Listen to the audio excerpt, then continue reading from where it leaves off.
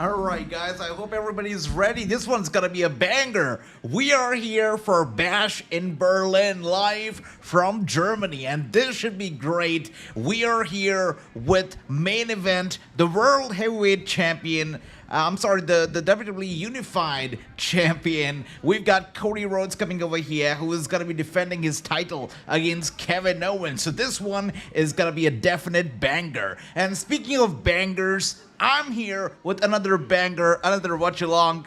That's right. And you know, it wouldn't be AJ if he would be here on time. So I'm here a little late, but you know what? Lateness is greatness. As the late,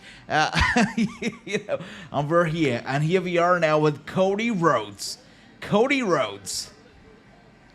Yeah, everybody on their feet right now. Everybody in Germany on their feet right now, right here at the Mercedes-Benz Arena. We got everybody, Ricky in the house. We got True in the house. Jeff, Jonathan. Good to see everybody. Hope you all are doing well. Sergey, Weenam, great to see ya.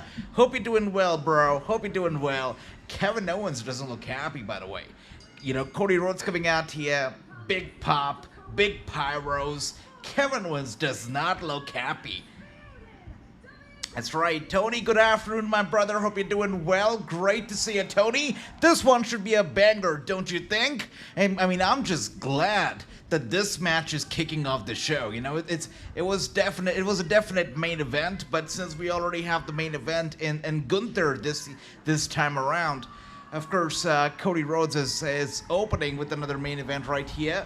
That's right, Cody is going to retain the title, says Tony, and I've got to agree. I think Cody will retain the title. It's hard for me to imagine that Kevin Owens is going to be defeating him. I really find it hard to imagine right now. You know, Kevin Owens, of course, you know, he has some heat right now. I mean, he's on fire, a little bit on fire, but still, it's not enough, you know, for him to gain the World Championship. It's not going to happen, not so quickly. I don't think so. Good to see everybody. Thank you. Really appreciate that. Ricky says, good morning, AJ. For me, it is at 10 in the morning. A very good morning to you as well, Ricky. What a way to start your weekend right here with Bash in Berlin live this very morning for you. That's amazing. That's fantastic. You gotta love the international premium live events, right? So you can get to watch them early in the morning. It's great. You know, no better way to start your day than with a WWE live premium live event. That's right. Ricky says, AJ, you missed my pick. I picked Crybaby. I love the fact that you still call him a crybaby. That's great. I love that.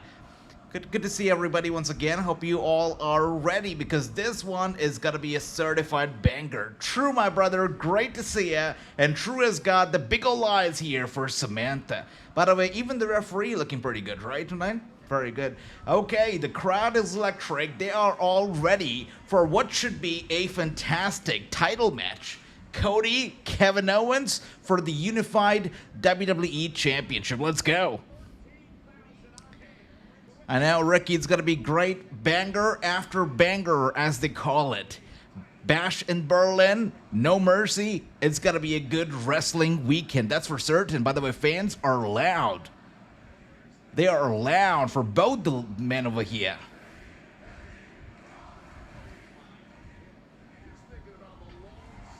Yeah, the German crowd so far has not been a disappointment. Fantastic in the kickoff event. Fantastic tonight. Fantastic on SmackDown. Let's see if they're going to be exceeding Paris tonight, though. We'll find out. Anil, welcome. Great to see you, Anil. Hope you're doing well. We got Alderson Kevin over here. Welcome. Hope you're doing well. They say that Owens is going to win and Orton's going to win. I like both the picks, especially Orton. I really want to see Orton winning. But let's see. You know, I've got a feeling that it's going to be both Cody as well as Gunther who are going to be retaining their titles. But I would love for Orton to defeat Gunther. I think that would be just the beginning of something magical, as they call it, you know. Ricky says next Saturday is going to be all out. That's right, JBL was indeed at TNA Wrestling this week, which is crazy. And here we are. They are starting off the match with a handshake. Show of respect between the two competitors. You know, we don't always get to see baby faces go after each other for a world title at a premium live event. So this is, you know, one of those very rare occurrences where we see two baby faces clashing for a title. This one's gonna be good. There you go. The fans over here showing some, actually a lot of support for Kevin Owens. Kevin Owens' chance here kicking off this match. Kevin Owens has got to be feeling good right now. You know, listening to all these people rallying behind him has to be a good feeling. True says had emergence last night and All Out next week. That's right.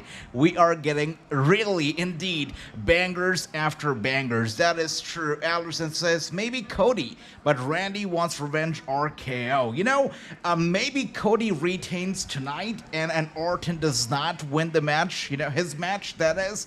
And then he wants revenge and he gets revenge through Cody. It could happen, you know, Orton turning on Cody would be something that I really have been hoping for. And, you know, if it happens, I'll be happy. I'll be glad. Today I got to know that JBL even made an appearance in GC. JBL is doing stuff these days, that's for sure. And Kevin Owens staring down at Cody Rhodes right now. True says Cody looks like the Simpsons version of... You know, you're right. Definitely see that tan as well, right? You see that tan. Yeah. It feels like I'm playing a 2K game with the saturation turned on very high. He almost looks orange tonight, does he not? I'm not sure if it's the lighting or if it's actually the tan. But Cody Rhodes sending Kevin Owens to the ropes, rebounds and a shoulder tackle. Cody goes down one more time. Cody is up, nice dodge. And he is going for a cutter, but Kevin Owens grabs him from behind and, oh, there you are. No, it's not going to happen. Not so quick, not so easy. Alderson says, what do you think? Who do you think will win? Well, in this match, just like everybody else, most of us actually think, I think it's going to be Cody. I think Cody is going to retain. And Ricky calls him Crybaby Cody, which is funny, you know. True says JBL got the itch again. You could see it. You know, I saw it last night. I saw that clip of JBL at TNA, and you could tell that he has, seems like he has got the fire back, which that fire, we didn't see that fire in JBL for years now. But last night, that was the old JBL that we got to see. A glimpse of the good old JBL that we all know and love, right? Or know and hate, actually, will be a better way to say it. We got Tony saying, before their entrances, my prediction is Cody retaining the title. Well, right now, you know, start of the match, first quarter of the match, and Kevin Owens has been doing pretty well. You know, he's been dominating. Cody Rhodes is having trouble actually staying on his feet right now. Kevin Owens seems like he is in the driver's seat, but for how long is the question, you know? Alderson says, maybe, and at Reigns Rhodes 3 Roman retains. It could happen. It could happen. You know. But Roman Reigns has got a lot of stuff to take care of before he, you know, diverts his attention back to Cody Rhodes and the world title. Before that, Roman Reigns has got a lot of business to settle within the family, that is. And here we are, they're butting heads. It's got to be something with the camera or the lighting, but everything just seems a lot more red and a lot more orange. Really seems like the saturation has been turned up a notch here, because look at their ears. It cannot be my screen, right? Because Cody Rhodes' ears are bloody red. So are Kevin Owens' own ears. They're very, very red, even their face, and Cody looks so orange. The saturation is either turned very high or the lighting is just weird. It's plain weird, but something's up here, right? Mr. D saying, good to see you. Welcome, welcome. Alderson says, indeed, first finish Solo. That's right. Solo is a big one, you know. You got Solo, you got Jacob. We don't know what's going to be happening with Jacob. Is he going to side with Solo, or is he going to move over and help out Roman Reigns? That's going to be an interesting angle. And here we are now taking the action to ringside. Kevin Owens sending Cody Rhodes back into the ring, following him inside. And Cody, beautiful kick over there, sending Kevin back out. You got True saying Cody with the, you could tell, yeah, lots of spray tan, brother, lots of spray tan. And he goes flying down on Kevin Owens right there, setting him to the barricade, and down he goes. Now Cody on top of the barricade, really just eating it all up right now. The fans all behind Cody, all cheering him on. Good for Cody. You know, I still feel, you know, not a lot of people like to agree with me here, but I still feel that Cody Rhodes just has it easy. Or maybe I should say, ever since he won the championship at WrestleMania, he's really had it easy, right? He's been getting lightweights after lightweights after lightweights. Really, I mean, I've got to say, it's been very easy for Cody. He really hasn't had a real big threat in any challenger so far. You know, Damian Priest, I mean, I've got to say, comparatively, Cody has just had it easy, very easy. Post-Mania, I feel. Cody with the extra spray tan is so true, brother, and KO wrestles like Willow. Yeah, you know what? I would not mind Kevin Owens actually having one more, or actually a few more championship world title reigns, that is. I really enjoyed his reign with the Universal title, you know, back when Finn Balor had to drop it unceremoniously. I really enjoyed that very impromptu, but a very decently long, reign with the Universal title. It was a good run. It was a good run as the champion. I would like to see it once again. I think he'll make a good champion. Yep. Ricky says, I love this chat and the family. Oh, absolutely, Ricky. That's right. That's why I love this chat as well, right? Because I don't enjoy watching wrestling without all of you. So thank you. And thanks, Ricky. Thanks, True. Thank you, everybody, for being here. Tonight, once again, should be a banger. As we know, Endeavor and the WWE, they believe in quality over quantity. According to some recent reports from the dirt sheets, Endeavor is very happy with the number of matches that they've been sticking with for their premium live events, and they're gonna be moving forward with that. You know, they're gonna be moving forward with fewer matches but longer matches on their pay-per-views, and you know, tonight is no exception. We got a total of 5 matches taking place tonight, and each of them, they just seem solid. It seems like a solid card altogether, but let's see if they can actually deliver tonight, you know. David, welcome. Good to see you, David. Hello. And here we are now. Figure 4 logged in real tight. Cody Rhodes dominating. Man, I've got to say, every time I look at Cody tonight, it's so distracting because of the spray tan, I guess, but too orange, you know, too orange. I mean, yeah. Yeah, I don't know. Should I call him Cody Rhodes? Should I call him Cody Trump tonight? You know, too orange for my liking, I guess. That's controversial. True says, are there any WWE contracts expiring soon? We'll have to check on that. True. To my knowledge, no major deal expiring soon, from what I believe. But I will look into it, brother.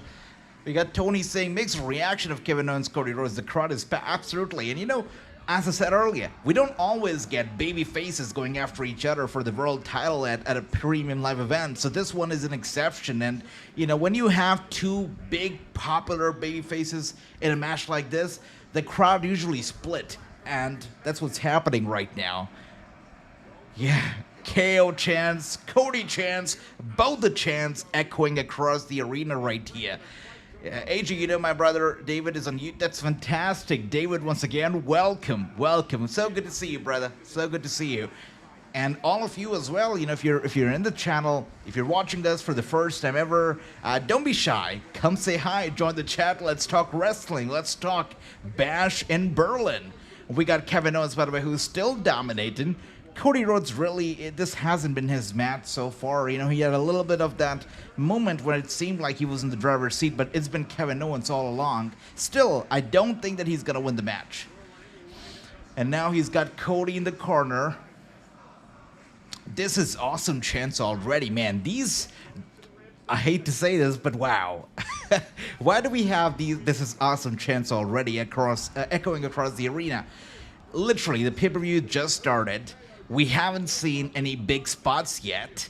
And the German crowd here already chanting, this is awesome. These Germans are very easy to satisfy, I'll tell you that. It doesn't take a lot to satisfy the Germans, I guess, right? This is awesome chants already. Nah. It's awesome, but, you know, you don't have to chant it just yet. This is awesome chants, you know, they should be exclusive to certain movements, you know, and yeah. The crowd should be a little conservative in using this chant. But I guess they're just excited. Anil, welcome, brother, welcome. I think Jade turns on Bianca. I hope so. You know, Jade is long overdue to do something, you know, that will be newsworthy that would really put the spotlight on her. And I feel like it is time that she breaks free, no offense, from Bianca. I was happy when they first united. And, obviously the plan was to have Jade Cargill under Bianca's wing because Bianca has been around the WWE for quite a bit, and they wanted Jade Cargill to, live in the shadows for a little bit, learn the thing, and then just like a baby bird fly off when she's ready, and it seems like she's ready now. And I feel like she'll do better once she's out of that shadow of Bianca Belair and she can, do her own thing independently. Yeah, she's made to be a solo star, not a tag team star, I feel. Beautiful. Cody still dominating right here. And we've got David saying, yes, Ricky, I'm correct. I'm on YouTube. Great to see you once again, David. Great to see you once again. I feel like they're turning a blind eye towards Prime being sued. And, there's no way that they don't know about it, right? They have to know about it. But I feel that Endeavor is a company that is big enough to just not give two craps about things sometimes. Like Logan Paul, also a very controversial figure, right? And if you look at the UFC roster, a lot of the people in the UFC, you guys know it already, right? You know probably more than I do, but a lot of people in the UFC have interesting backgrounds, and a lot of people in the UFC can be very big troublemakers at times, right? But still, Endeavor, they know how to deal with it. They know how to deal with bad media, bad press, controversies when it comes to sportsmen like the UFC fighters or WWE stars. They know how to deal with that, and I guess that's why the WWE is a lot more daring now, and they also turn a blind eye towards controversies these days because they just don't give a two craps, I guess. So we'll see, but Endeavor definitely they're not easily intimidated, it seems. Yeah.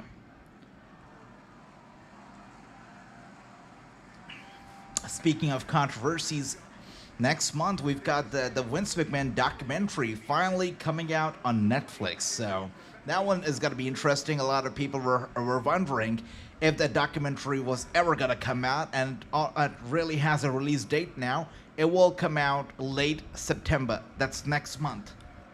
So that's a very big one, obviously. We got my brother Jonathan, by the way, in the chat right here. Good to see you, Jonathan. Welcome. Hope you're doing well, and hope you are enjoying this match right now. They are going after each other. We got some back and forth elbow strikes, and now Cody Rhodes here trying to pick up the momentum, but Kevin Owens trying to put it to the spot. Oh my goodness. That's crazy. That was a big neck breaker right there. You went for the cover, but Cody Rhodes wants more time with the kick out right there. Yeah, he's kicked out once again. And we got Tony saying, I doubt Jade will turn heel. We don't need an AEW moment with Jade turning heel. Interesting. Okay, let's see. I mean, I feel like Jade needs to do something noteworthy. I feel like she needs to step away from the shadow of Bianca. Too much of it. We've seen too much of it. And I don't think it's helping Jade anymore. They've reached the peak. And there's nothing else to do, I feel. They've reached the peak. The best that they can do together, And I feel like it's time to move out. If she turns heel, if she separates herself from this union between herself and Bianca, I think she'll be doing herself and us a favor, really. And here we are, Kevin Owens going for a big one off the sack. Oh my! Big one right there. Going for the cover on Cody Rhodes, and Cody kicks out at a 2.3 right there. Close, but he's got to do more. He's got to do more to pin Cody Rhodes here. We got True saying, good Jonathan and yourself, my brother Jonathan, much love to you. We got Tony saying, furthermore, Jade is a superhero to the WWE Universe and a future Marvel film star. That's one, Do we want, I don't know how she's doing in terms of merchandise sales. Does anybody have any numbers? Does anybody know how Jade Cargill is doing in merch sales? Because if she's doing well, and if she's selling her merchandise to the kids, they probably don't want her to turn heel, right? But if the merchandise numbers are not that high, they probably will not have a problem either. So the merch numbers, they matter a lot. And Cody, oh my goodness, Beautiful reversal, and he delivers crossroads to Kevin Owens, goes for the cover, and Kevin with the kick out. That was crazy. It seemed like KO was looking to knock Cody down, but Cody with a crossroads out of nowhere, but a kick out from Kevin Owens once again, and the match continues. The fans were excited. You know, they already were chanting, "This is awesome," when the match literally had started, and definitely these guys are losing it already. They're excited. They're very excited, obviously. Justice for Drew McIntyre, says Jonathan. We are all here for CM Punk. Jonathan, my brother, much love to you. Welcome, welcome. It should be a good match tonight. You know, the strap match, Drew versus Punk. It's got to be good. It's got to be great. And here we are now. You're right, Drew. It's a different world we're living in right now, right? Heels also. People love bad guys, bad girls. You're right. Heels also sell merch. Oh, goodness.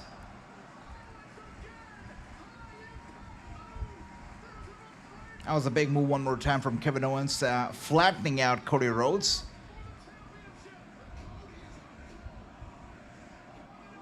Holy shit chance from the crowd now.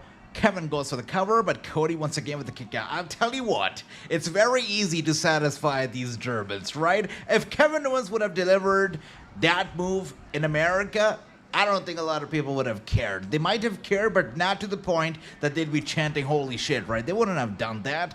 So the German crowd here, way too nice. You know, way too nice. Yeah. But most Germans are known to be friendly people, most of them, so, you know, this explains it. This definitely explains the stereotype. And Kevin Owens is up. Cody Rhodes just pulling himself up with the help of the ropes here, getting up to his feet. Kevin Owens grabbing Cody, goes for a big-ass elbow strike, sending Cody to the ropes. Cody holding on, and a sucker punch to the face. Kevin Owens returning the favor with another big punch, and Cody Rhodes here with a punch to the gut, and Kevin with a headbutt right here to Cody Rhodes. Cody Rhodes returning the favor to Kevin. Kevin isn't bleeding, guys. His face is just turning crazy red right now. That's it. That's about it. And here we are trading punches to each other's damn heads right here. Cody was gonna go, super kick to Kevin. Kevin with a super kick to Cody. Cody with a super kick to Kevin. Kevin on the ropes and was gonna go for a super kick. Cody Rhodes now. Slap to the face. Kevin Owens down to a knee. This could be Cody's time. Up to the ropes. Is he? Oh, his knee gives out right there as he was on the top rope. His knee gave out, and Cody is down, and he's more vulnerable than he's been this entire night. Kevin Owens realizes this could be his moment. He's right behind Cody. Oh, the referee checking on Cody now. Had this been AEW, you know, the match would be over by now. Kevin would have... Oh dear, come on. The referee did not need to check on him. Exactly, just read his shirt. It says, just keep fighting. So why did you stop, Kevin? You shouldn't have stopped. And there you go, attacking the bad knee now. This is the Kevin Owens that we need right now, you know? This is the Kevin that we need. Come on, Kevin. Stop being a freaking babyface. Turn heel already. Hell yeah. Come on. A power bomb on those freaking steel steps. Oh, come on, Kevin.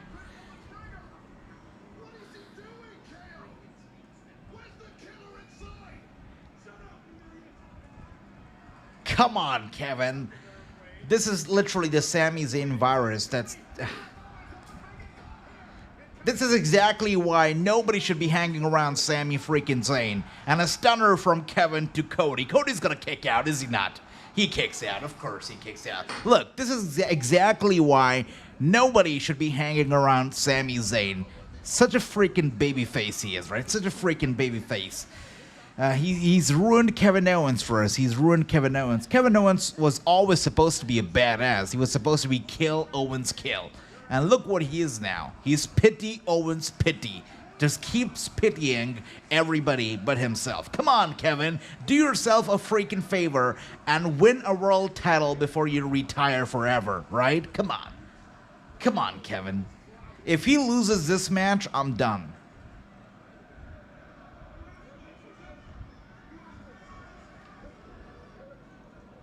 And Cody looks like he's got to go for Crossroads, and Crossroads to Kevin Owens. Looks like he's got to go for another one right here. That's right, another Crossroads here. Come on. Why do we even bother? Of course Cody Rhodes is going to win. LOL. Oh dear. 2 Crossroads, Kevin Owens with a counter. Stunner to Cody. Oh, come on. Of course, Superman Cody Rhodes with the kick out once again. Come on. I thought he had it. That was crazy. Okay, at least he's still going. At least this shows that Kevin Owens isn't giving up. But hey, if after that Cody Rhodes still kicked out, you know he's going to win the match, right? Oh, dear. We got Tony saying Jade is superhero in the WWE. She's not a heel like in the past in AEW. That's true. That's true. And here we are now. Kevin Owens, very red, by the way. That's right. Very, very near fall by Kevin Owens right there, my brother Tony. Really, very near fall. And Jonathan says, this match is beginning to annoy me. You know, I was annoyed. Oh, come on. Knees up here from Cody to the back of Kevin Owens as Kevin Owens was attempting a Swanton Bomb. And now Cody, bad knee and everything, gets Kevin Owens up. He's got to go for a Crossroads. The match has got to be over. Spoiler. Why do we even bother with these Cody Rhodes matches, guys? Of course he's going to win. Come on.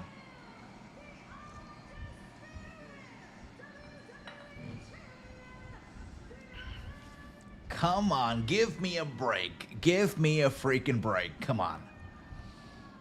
And Cody Rhodes with the victory once again. Great match, by the way. Close calls and everything. Kevin Owens seemed like he was this close to, you know, letting his inner monster out. But he did not. He did not. And that's exactly why Cody Rhodes is still your freaking champion. Come on. I know, true. I'm a little upset right now. Just like Jonathan said, you know, yeah, I was a little annoyed too, Jonathan. I was a little annoyed too. But you know what, Jonathan? This ain't the last time that you're going to be annoyed tonight, because you're going to be annoyed when CM Punk, he whoops Drew McIntyre's arse, and you know it's going to happen in this strap match. CM Punk is going to win. That's for certain. And that's my pick for the match too, Jonathan. And we got True here with the 1-0. We got Unel with the 1-0 as well. That's fantastic. Jonathan says, Kevin Owens never should be given a title match again. What a wasted opportunity. If that was Roman Reigns, he would have had Cody for dinner. Exactly. But, you know, come on. Again, if Kevin Owens is not going to turn heel, he's not going to win a world title, and I'm convinced that's never going to happen. He needs to turn heel. They need to let this guy go all out. I'm not sure what's stopping him. Like, this guy's only been world champion, like, once, right? Come on. This guy is so good. Great in the ring. He's got good promo. Great looks. He had a very decent run with the title. Still, they wouldn't give him another title run for some reason. I am not... Come on. You know how fans were tired of Super Cena?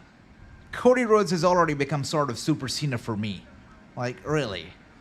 I was never tired of Super Cena, by the way. Look at that. So nice. These guys are so nice. You know, sometimes I watch moments like these and I forget if I'm watching wrestling or if I'm watching ballet.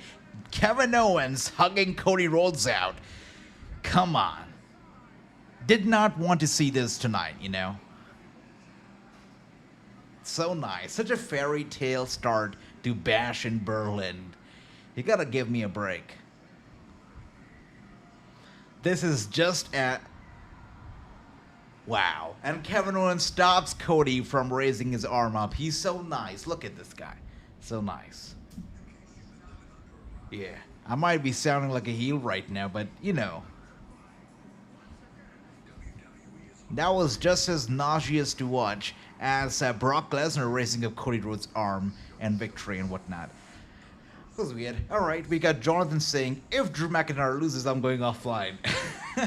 I'll never stop talking about it, Jonathan. If Drew McIntyre loses tonight, I will never stop talking about it. I'll acknowledge it every day in the chat. We got True saying Cody and Roman aren't friends. Yeah, that's right. And we got Jonathan saying, I'm glad that the match was not the main event. I agree with that too. I do. Yeah, yeah. Hopefully the main event is going to be much better. After all, Gunther is going to be in the main event, and high stakes and whatnot. No pressure, but Bash in Berlin was basically all built around Gunther, and this was most likely the reason why the title was actually put on Gunther to begin with, because these guys were coming over to Germany, and they want Gunther to be the focal point of this premium live event. So no pressure, but it's got to be high stakes for Gunther. It's got to be one of the biggest matches of his career thus far. Not only is he main eventing, not only is the world champion, not only is the premium live event built around him, but also he's fighting an absolute legend in the ring. That's the Viper Randy Orton. So it's high stakes for Gunther, absolutely. And we've got Jonathan saying, who's fighting next? There's no match card on social media that is X. So we got lots of matches taking place, right? We got, So we got Randy Orton, Gunther. We've got this mixed tag team match is going to be troublesome for sure. We got Dirty Dominik, Liv Morgan versus Damian and Rhea. We've got this women's match, which we're hoping that, Jade's going to turn heel or Bianca's going to do something. And then we've got, the match where CM Punk wins.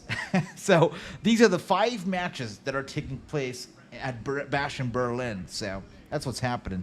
These are all the matches taking place tonight. And, of course, we're done with the first one. That is Kevin and Cody.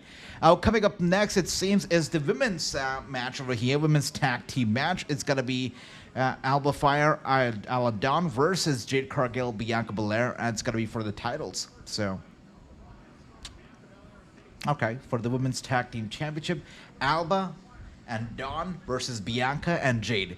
Yeah, something big should happen, and by big, I really am crossing my fingers that Jade and Bianca are going to go their own separate paths. But you know what, guys? Since this match is taking place in Germany, and the WWE feels like they have this responsibility of making the fans happy, very happy, when they're in international territory. And for that reason, I'm not sure if they would want anybody to turn heel tonight, because they want to make everybody happy, right? So, let's see. Now, wow, Tony also thinks that Bianca is going to turn rogue. That's interesting. Okay. Ricky with the 1-0. I like that. Tony with the 1-0. Yep. Everybody knew that Cody Rhodes was going to win. It's just that everybody was hoping that they would be wrong and actually Kevin Owens pulls the upset. I know. I'm one of you guys. And we got Ricky saying that Cody Crybaby. That's Cody did. Yep, he did.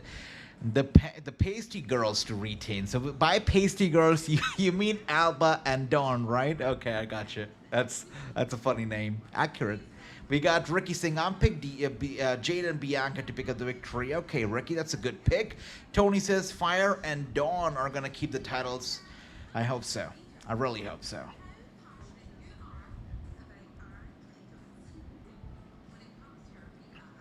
And I hope so, not because I love Fyre and Dawn. I hope so because I really want this tag team between Jade and Bianca to be over. So that's why. Tony says, if so, I want Io and Kari to win the tag team titles at Bad Blood. Bad Blood is going to be an interesting premium live event. I'm quite curious how that's going to turn out. Should be good. Ricky says, I think KO turning heel maybe next week on SmackDown. So is it going to be KO or is it going to be Randy Orton? That's the question. Let's see. The fact that KO did not turn heel tonight and instead closed this match with, him raising Cody Rhodes' arm up and whatnot, that ending makes me feel that Kevin Owens is not going to turn heel anytime soon. I feel like he's not going to turn heel. So I think it's going to be Orton instead. I think so. We will find out. Speaking of Orton, him and KO has been a thing lately, but I'm just so glad, I'm so happy for Randy that Matt Riddle is gone, because really, the worst of Randy Orton was when he was paired up with Matt Riddle.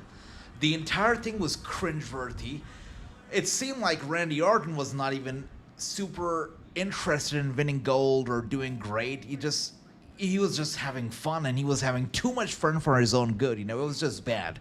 And I'm glad that Riddle is gone and he's far and away from Randy Orton, because he was destroying the Viper. He was destroying Randy Orton and his legacy. I'm glad it's over. And that mustache did not suit the Viper at all. He should never have a mustache. I'll tell you that. Clay, welcome. Good to see you. Hope you're doing well, Clay. Tony says, Ricky, ever since Kairi and Io were in Stardom, they're true best friends. That's right. Long history between the two ladies. That's for certain. Ricky says, I see Randy beating Cody for the WWE Championship at Bad Blood. Hope so. I hope so. And I really hope that if he does it, he should be a heel. Randy is the best when he's a heel. That's when he's at his very, very best. That's for certain. Jonathan says, guys, how long left of the show do we have? 2 hours or 3 hours? So it should be a 3-hour show. It's a premium live event, so it should be a 3-hour show.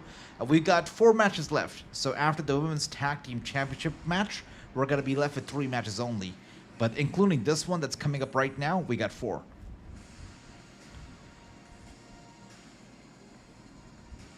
Should be good.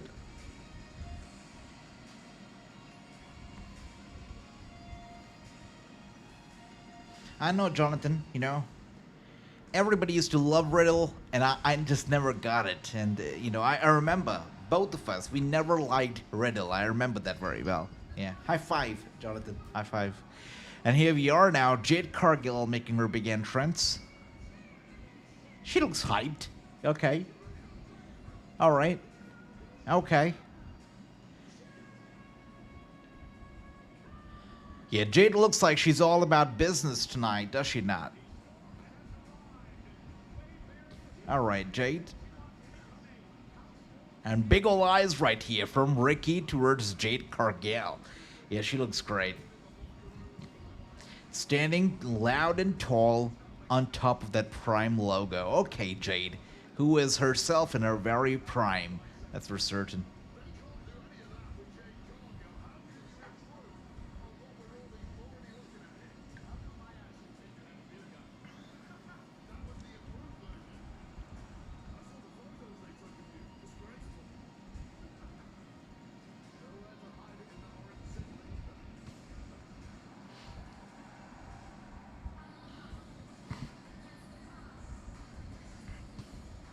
All right, now we got Bianca Belair on her way out. So both the ladies making their own long entrance. That's what happened. This is exactly what happens when you've got 5 matches in total on the card, right? Lots of time to kill. Even the tag team members get their own, individual entrances. Interesting.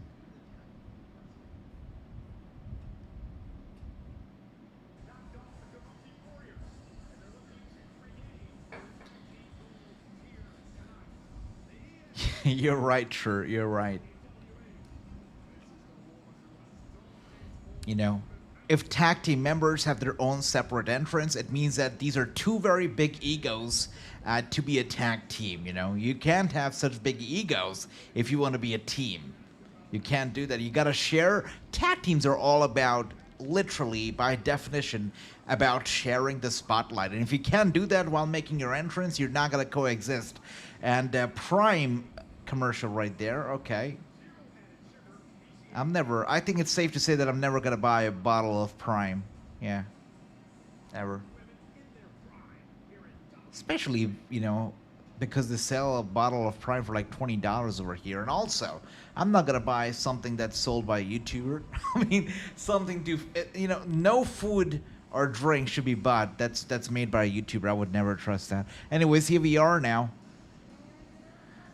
Alba, Fyre, and Dawn coming out, making their way out.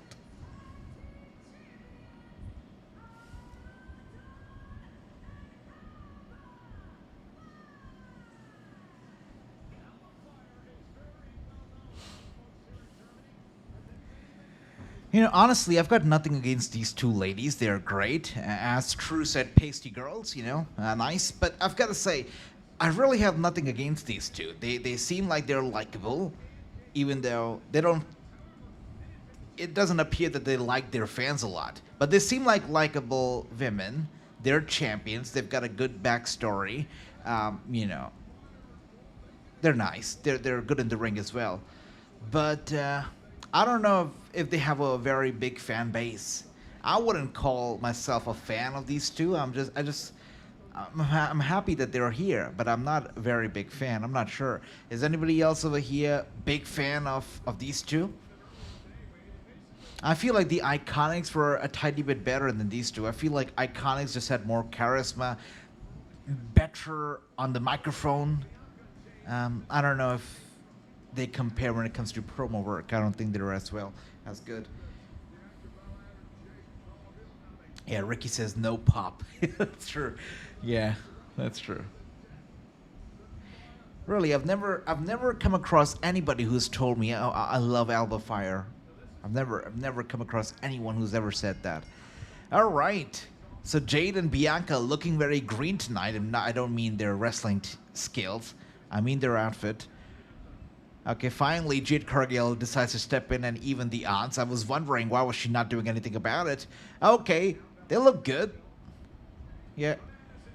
And Jade and Bianca taking care of business right here. This has quickly turned into a 2-on-2 tornado tag team match, it seems. And a back break over here from Jade Cargill. Bianca Belair was going to go for a clothesline, and here we are. Another oh, wow.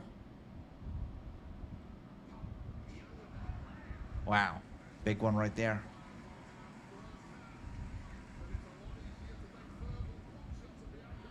Sending her to the corner. Looks like she's going to make the tag to Jade Cargill, and the tag has been made. Jade Cargill enters the ring. Yeah, both of them look fantastic. Great outfit. Jade Cargill's hair are just crazy good. One more time, the tag has been made. No double tag team moves over here as the tags are made. Seems like they don't want to play dirty. Okay. Fyre was going to go for a big kick to the gut over here, but Jade Cargill quick to block. I'm sorry, Bianca Belair quick to block.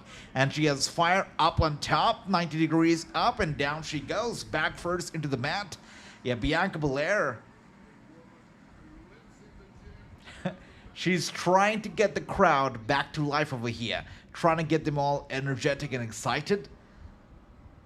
Hey, Ritu, welcome. Hope you're doing well. Great to see you. Ricky says, the crowd does not care about this match. It is sad. Yeah, you could see when Bianca Belair started running around and playing with her ponytail, that is when some of the members of the crowd decided to get up on their feet. Before that, they were all good, sitting down, didn't seem to bother.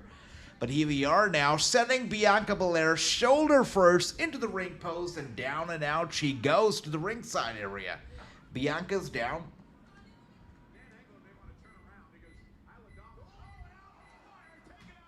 Wow.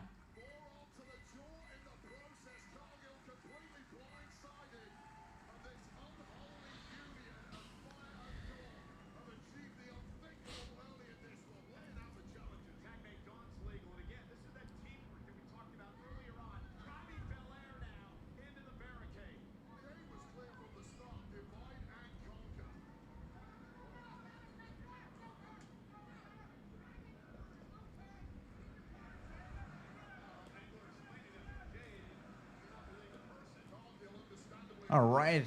Look at that.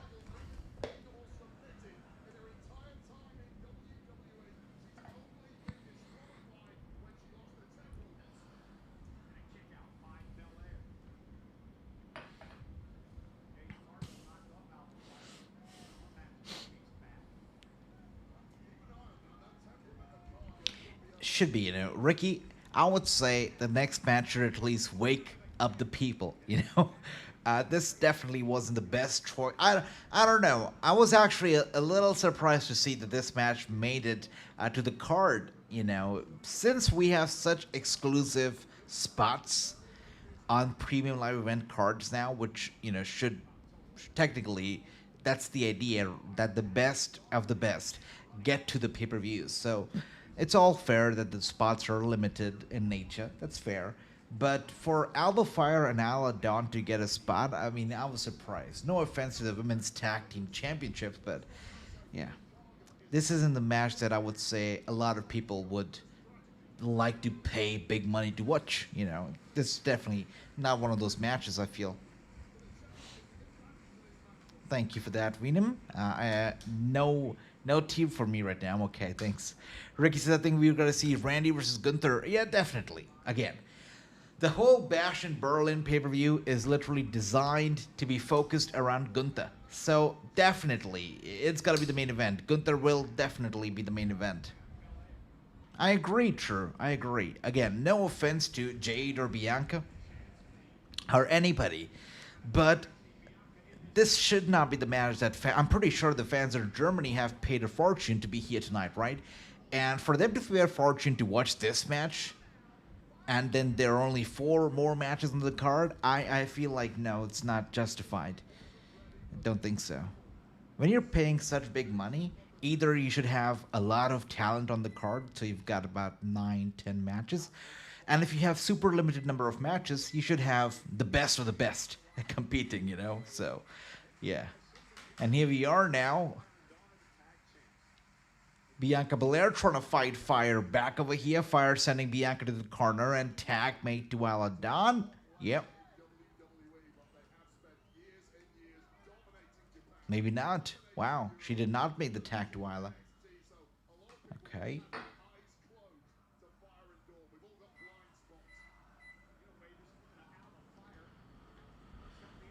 And now Fyre trying to take Bianca for a ride over there. Beautiful.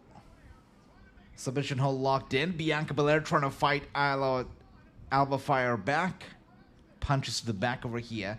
And Alba holding on to the hair of Bianca Belair. And tag finally made to Isla Dawn. Oh my, they're playing tug of war right now with Bianca Belair's hair. They get the best of her and send her headfirst into the turnbuckle. And now she's down. And yeah. Number of kicks right there to Bianca Belair. Jade Cargill literally stands on the apron and does nothing. As both of them really assault Bianca, she does nothing. So this, I guess, shows some cracks here between Bianca and Jade, because Jade doesn't seem too super eager or super keen to step in and even the odds and help Bianca out. She does not seem too keen to do that. You know, she's keeping it strictly professional. But if you're friends, you want to look out for your friends without making it super fresh all the time.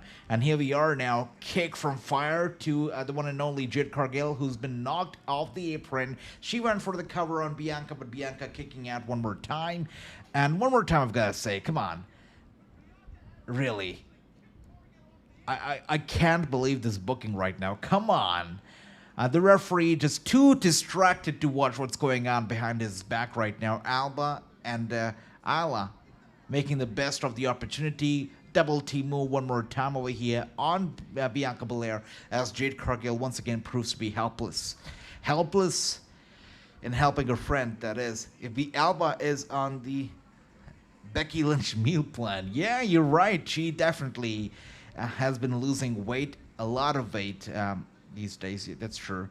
Isla Dawn's fine, though. She's fine. She's good. I'm glad she's not on that same Becky Lynch kind of meal, you know. Even she's got the Becky Lynch hair, she's not on that meal plan, which is great. If anybody should be on that meal plan, it should be me. So if anybody knows Becky Lynch's meal plan, let me know. I'll be glad to be on it, you know. I don't know. Becky Lynch might be even bigger than DDP Yoga, you know, in helping people lose weight and stuff, because her meal plan is something else.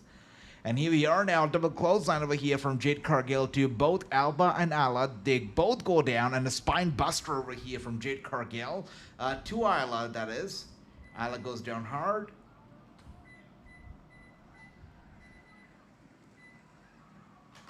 Wow. She's letting her wildcat out right now. Jade Cargill, there ain't no stopping her, I guess, right now. And she goes after Isla and Alba. There you are. Elbow strikes through each of them, landing that elbow hard on their... Oh, dear. Super kick over here now to Isla Dawn. Isla seems like she's in trouble. And she is. There you go. One more time. Suplex to Isla Dawn. She goes for the cover. And Isla with the kick out. The match continues. We got Ricky saying, AJ, no, last Monday, SmackDown turned 25 after SmackDown turned 25 on 26th of August, 1999. That's amazing. That's crazy. It's insane. You know, what's even more insane than SmackDown turning 25 is when you realize that 1999 was 25 years ago. That's the craziest part. Like, how, I was thinking that we were still living in 2010s. Like 2020 just started, and wow, it's been 25 years since 1999. Is insane. Is insane. God bless. Okay. But it's been great 25 years for SmackDown and for everybody, that's for certain. And here we are now. Bianca in trouble. Jade Cargill one more time absolutely helpless. And she's been planted down hard, going for the cover. Alba covering. Oh, Jade Cargill, last minute save. Saving her friend. Honestly, should have not made that save. And, we would have been done with this match already. Come on. This has been such a... I don't know if a turn is planned in this match or a crazy finish is planned, but so far this match is not worthy of being a premium live event match. Absolutely not. All right. Dawn right here has got kicks for everybody. And... Alba Fyre in trouble. Big trouble.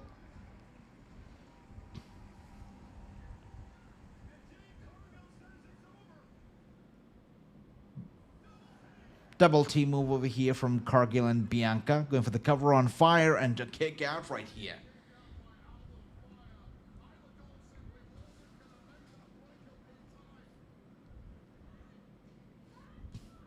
Oh, big kick, by the way. Big-ass kick right there to the back of the head of Jade Cargill. She's been planted down. Bianca Belair, look. Bianca Belair is going to get screwed over so bad right now. Of course, Jade's not getting back up after that kick. That's for certain. Dawn's been tagged in. This is going to be it. It is going to be it. It's going to be over now. Dawn with the back break to Bianca Belair. And Alba Fyre looking to fly over there from the top turnbuckle. She goes flying down. Swanton bomb. Wow, Jade Cargill with the save. That's interesting. Okay, did not expect that. But Fyre with a swanton bomb right on top of her own tag team partner's knee. So that definitely took something out of Fyre, as well as Isla Dawn. Now Bianca Belair looking to pick up the pieces, sending Isla Fyre down straight to Jade Cargill, who sends her in turn to the barricade, back first. And now Alba, oh dear, Isla Dawn was looking to take advantage, roll up cover on Bianca Belair. Tag's been made. Jade Cargill has tagged herself in. Bianca Belair with a spine buster. I don't think anybody realizes it, but Jade Cargill is the legal woman in this match right now. Jade with a... Oh dear. Damn it. Is this gonna be it? So who was telling me that... Who was it who was predicting that Jade was gonna turn heel on Bianca? Who was that? Was that Jonathan? Was that Ricky? Who was that? Alright. The tag team affair continues as Jade and Bianca are now the women's tag team champions. Far from over, guys. This thing is far from over. Bianca and Jade are your women's tag team champions. It was really. I was thinking, was it true? And I was like, nah, can't be true. That's alright, true. We all make mistakes. Much love to you. We got, that's right, Ricky, new champions indeed. 2-0, 1-1 Tony, 1-1 Anil. That's right. Yeah. 1-1 for myself too, brother. Ricky is leading right now, actually, with the 2-0. Ricky was the only one here who said that it was going to be Jade and Bianca, and that's what's happened here. Good for them, I guess. Good for them. Yeah, me too, Tony. Me too. I just want both the ladies to do well, you know? I just want both of them to do well. So, wow. Look at Bianca. So good. So good. All right, so what is going to be the next match now? Let's see. So what are we left with? We're left with the strap match. We're left with this tag team mess. Look, without a question, this has to be the next match now. Jonathan, are you here? Because your favorite is going to get his arse kicked in this match. I think in this, logically, it makes sense for this one to be the next match because we just had a tag team match. We don't want another tag team match right after that one, right? We want a one-on-one, a singles match. Something that would wake us all up, especially those in the crowd right now. So, for that reason, I think this match being next makes the most sense. CM Punk versus Drew McIntyre in the strap match. Anybody else agrees with me? Everybody, right? That's good. That's good. All right.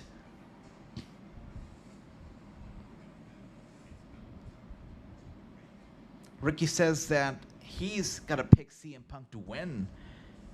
Okay. Logically, does it make sense for Punk to win this match?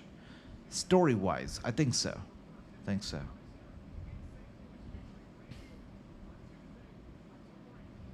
Wow, Punk and Randy Orton scheduled to make appearances on NXT. October 1st and 8th. That's interesting. That's interesting. That's interesting. 2 weeks in a row, we got some major stars coming over to NXT. That's nice. I want AJ and Candice LeRae interview before okay, GTA 6. Animal, I gotta make it happen then. If you want that, I have to make it happen. You know. All right. So let's see. Me interviewing Candice LeRae before GTA 6. I will definitely make it happen, brother. Definitely. We got my brother Andrew right here. Natik is in the house. Good to see you, brother. Welcome. Hope you're doing well. Great to see you. We got Ricky saying CM Punk one-on-one. Bad blood, I see. Yeah, hopefully. Okay, I'm going to go with that as well. I hope that CM Punk picks up the victory. That's my pick. Brother Andrew, so far, you missed 2 matches, right? This one right here, we had Cody Rhodes versus Kevin Owens for the unified title. Cody Rhodes retained. Then we had this tag team match. I don't know if you're interested in it at all, but we had this tag team match, and Jade, Cargill, and Bianca Belair are now your new women's tag team champions. And I was right. It only makes sense for this match to be up next, and that's exactly what's happening. It's going to be CM Punk versus Drew McIntyre in a strap match.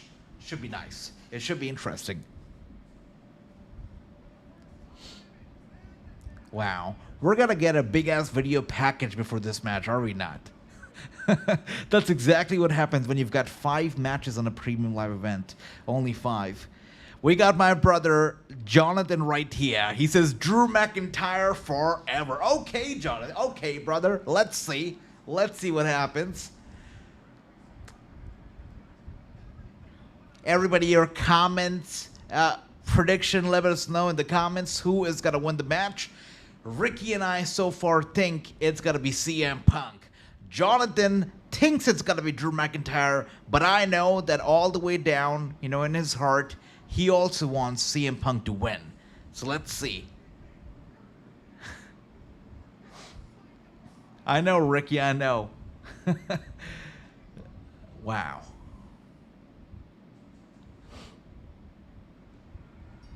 By the way, I don't know if Jonathan is very proud of the way that Drew McIntyre picked up the victory at SummerSlam. I mean, if I was a Drew McIntyre fan, I would just stop being a fan.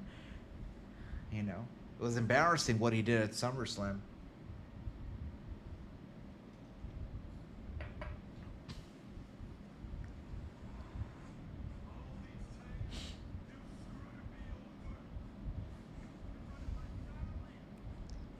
Yeah, we've got my brother True right now saying that Punk is going to win the match. I like the sound of that. We've got, wow, Jonathan saying, guys, put the blue hearts in the chat for Drew McIntyre. You're gonna get no blue hearts from me. I feel ashamed of wearing blue right now because blue apparently represents Drew McIntyre, but I'm wearing all blue, but you're not gonna get any blue hearts from me, Jonathan. None of them, especially after the way he won the match at SummerSlam. Embarrassing. Honestly, embarrassing. And I mean, Drew McIntyre is an embarrassment to everybody, including his own fans. Big embarrassment. All right, even AJ is wearing blue for Drew. I knew Jonathan was going to pull that up. You know what? No, that's not right. That's not just a coincidence. A win is a win, says True. I guess.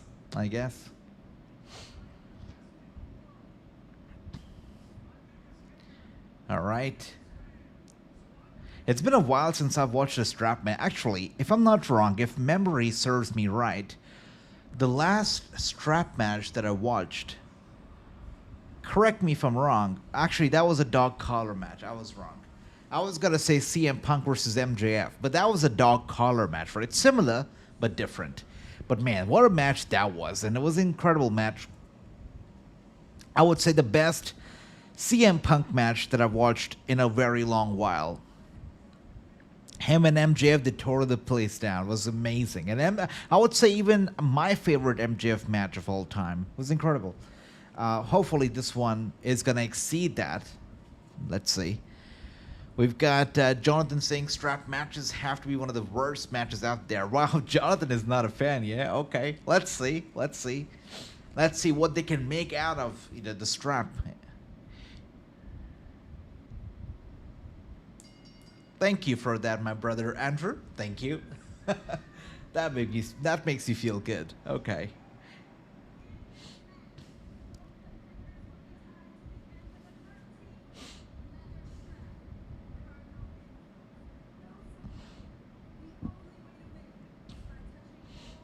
Yeah, this is the dumbest part about strap matches that, there's no pinfall, no submission.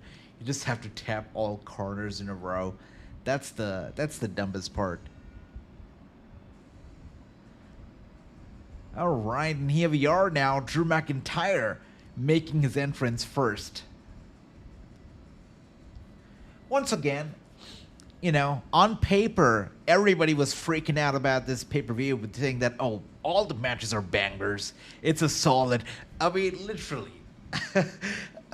It's so funny because everybody, it seemed on social media, they were like, it's going to be a banger. All the matches are incredible.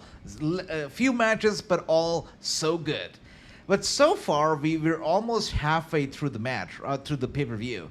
We've had 2 matches so far, and they've both been all right. Nothing crazy so far, honestly. Yeah, the first match was better than the second. The second was terrible. But still, the first wasn't any fireworks. It was okay. It was predictable. It was nothing crazy, honestly. No big spots, no big moves. It was okay at the very best. Second match belonged on SmackDown. Third one, hopefully it's got to be something special, hopefully. Fourth, I don't know. I really don't know. I have no expectations from that mixed tag team match. And the fifth match, though, should be a banger. But, overall, I don't think it's an amazing, incredible pay-per-view so far. It's been okay. It's mediocre at its very best so far, I feel. But hopefully that changes after this match. We got True saying show is pretty weak at this point. I agree with that. It's not. It's an average show at its very best, and which is a shame because it's taking place in Germany, and international premium live events are often hyped a lot. Especially these days now they've got kickoff, and you've got kickoff shows happening a day prior and whatnot. So they hype it up a lot, but so far the show has been quite weak. That's no lie. Thank you. Thank you, Asha.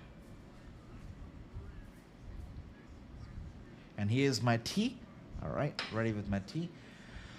Let's see what else do we have here. We've got, this is where the show begins for us. This is the main event stuff. The start of the show is here. The main character, our Drew. That's funny. That is funny, Jonathan. That is funny. We got True saying Rampage was better last. I don't doubt that one bit. Yeah.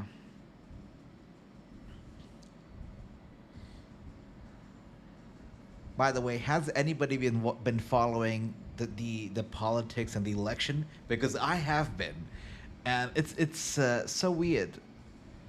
Everything that's happening right now in the race to POTUS 2024, it's been so weird and so different. Really, it's been interesting. Yeah. I'm rooting for CM Punk, says Tony. Okay, brother. Me too. I'm here for Punk as well. Thank you. And we've got True saying Gunther and Rhea have to save the show. Look, Rhea and the mixed tag team match will definitely be strong storytelling-wise. But match-wise, I don't know. I've got my doubts. All right, anyways, we'll see what happens in that match. But right now, we got CM Punk coming out, and the fans are already on their feet. The fans have finally, they're awake. And here he is. Chick Magnet Punk. And the fans are singing along. All right, that's sweet. That's nice.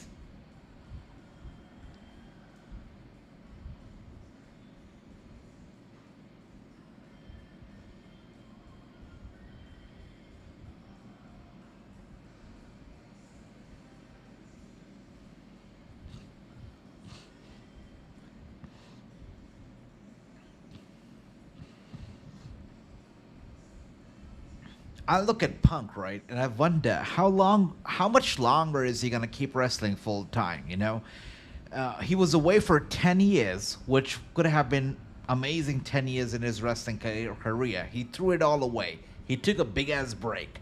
He came back, did a little thing in AEW, and I feel like because of the way, you know, when he was fired from AEW, I knew he was gonna show up in the WWE because this guy and his ego, I knew his ego was not going to allow him, you know, was actually his ego. I had a very strong feeling his ego would never allow Tony Khan to put an end to his storybook career. You know, only man who would put an end to his career would be CM Punk himself, and for that reason, I knew that he would definitely, you know, appear over here in the WWE, and he has. But I wonder how much longer is he gonna be wrestling full time? And here we are now. Drew McIntyre not wasting any time. That's your hero, by the way, Jonathan. That's your hero. That's the guy that you love.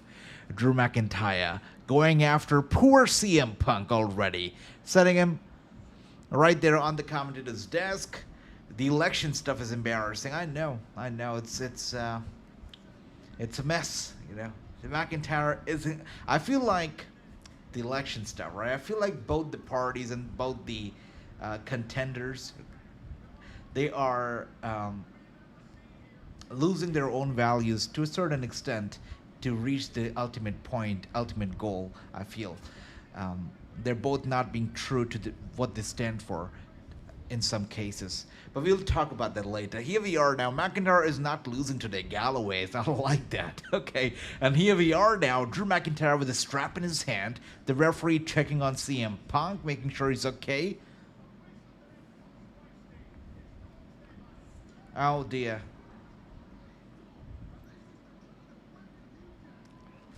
McIntyre whipping CM Punk.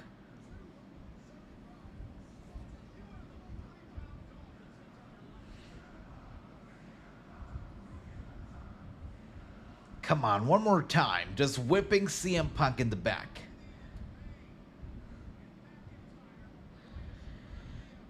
All right, now strapping CM Punk's arm. It is official. Both the men are strapped. And the referee has to ring the bell. The match is officially on now. It has started. And CM Punk gets now chopped hard across the chest in that corner. One more time. Big ass whip right there across the chest.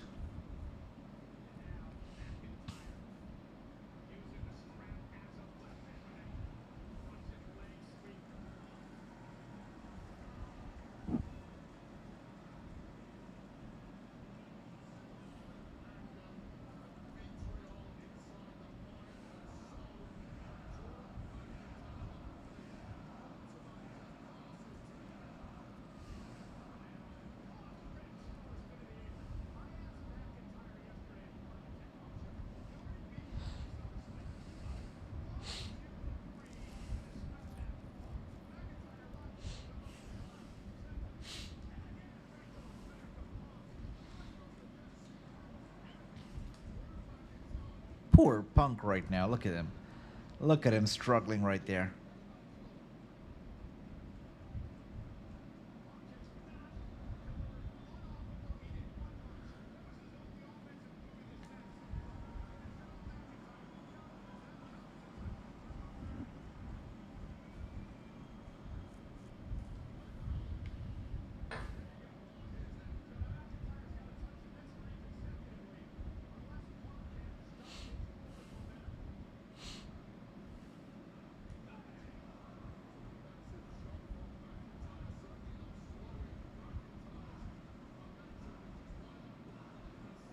Really slow pace beginning to this match, right? I mean, CM Punk really has been on zero defense so far. It's been all McIntyre from the very get-go, of course, because he wouldn't let CM Punk even finish his... Oh, there he goes. CM Punk finally with the GTS out of nowhere. Thank you for that, Punk.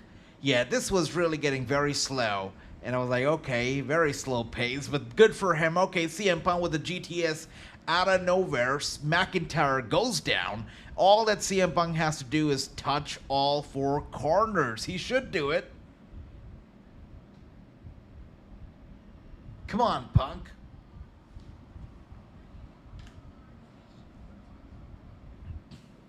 Oh, come on. What the hell?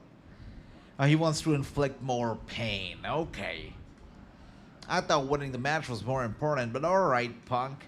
He wants to inflict more pain, more punishment. Give McIntyre a taste of his own medicine, I guess, right? That's what he wants to do right now. Look at that.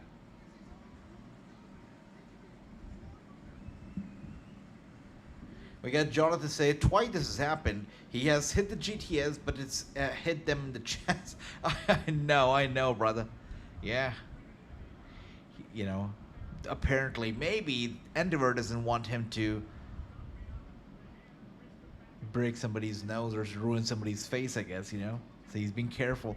And here we are now looking for something under the ring. Of course, no DQ, so, you know, you can beat each other up with the strap or whatnot.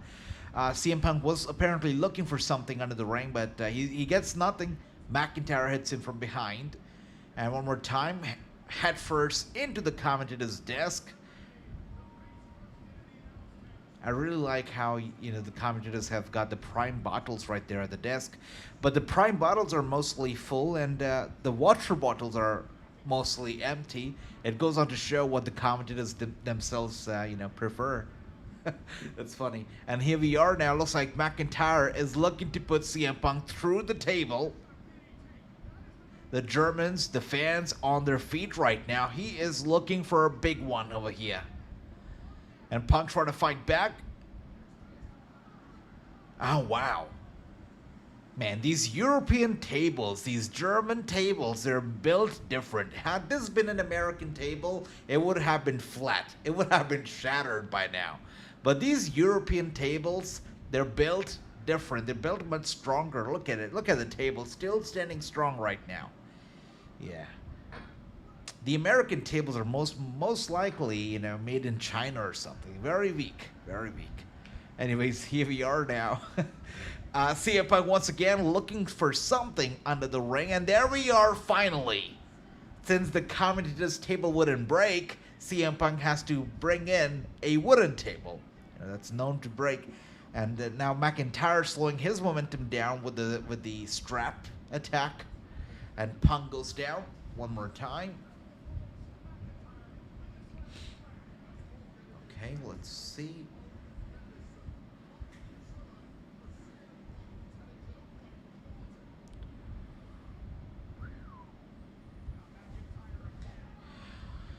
Oh, come on. One more time, McIntyre with a strap attack to the back of CM Punk. Oh, he's looking for a steel chair now. Is that steel?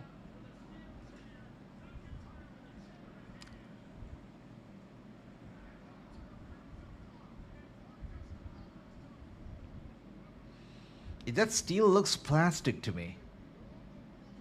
Yeah, it looks plastic. Doesn't look steel. But that's okay.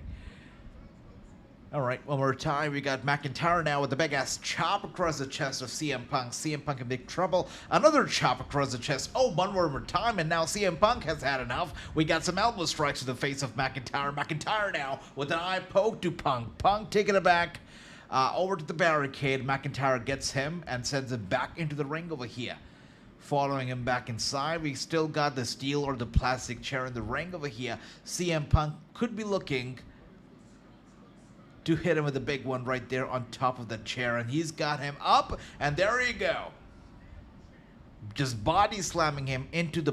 That's definitely plastic. Into the That's a plastic chair, not a steel chair. Come on, Michael Cole. All right.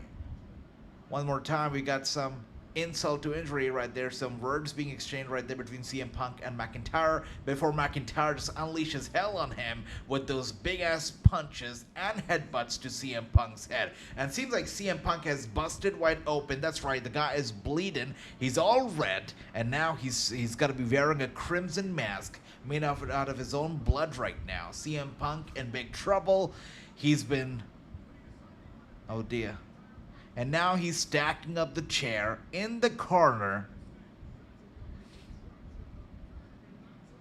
Yeah, definitely. See, it's gonna be... Oh my goodness, there we go. Out of nowhere, we got knee to the face. And Bulldog and CM Punk could be looking to get back. Oh dear. McIntyre very cleverly rolling to the outside, and now CM Punk trying to pull McIntyre back into the ring. It seems that's good strategy. Oh, he's pulling him. There you go. Beautiful. Yeah, the mind games right now, right? He pulls him over, sending him headfirst into the ring post, and McIntyre goes down hard. What a great match. I mean, it started off a little bit slow, and then we had McIntyre mostly dominating, and I'm like, all right, CM Punk is going to lose. This is a slow match, but it has picked up the pace out of nowhere. And CM Punk, you know, his defense wasn't that great, but when it comes to the offense, Punk is not kidding around tonight. I mean, this guy wants to hurt McIntyre. Yeah. It's been good so far, and hopefully it's only gonna get better as we are now bringing in a second wooden table into the play over here. I'm not sure what happened to the first one. I don't think the first one broke, actually.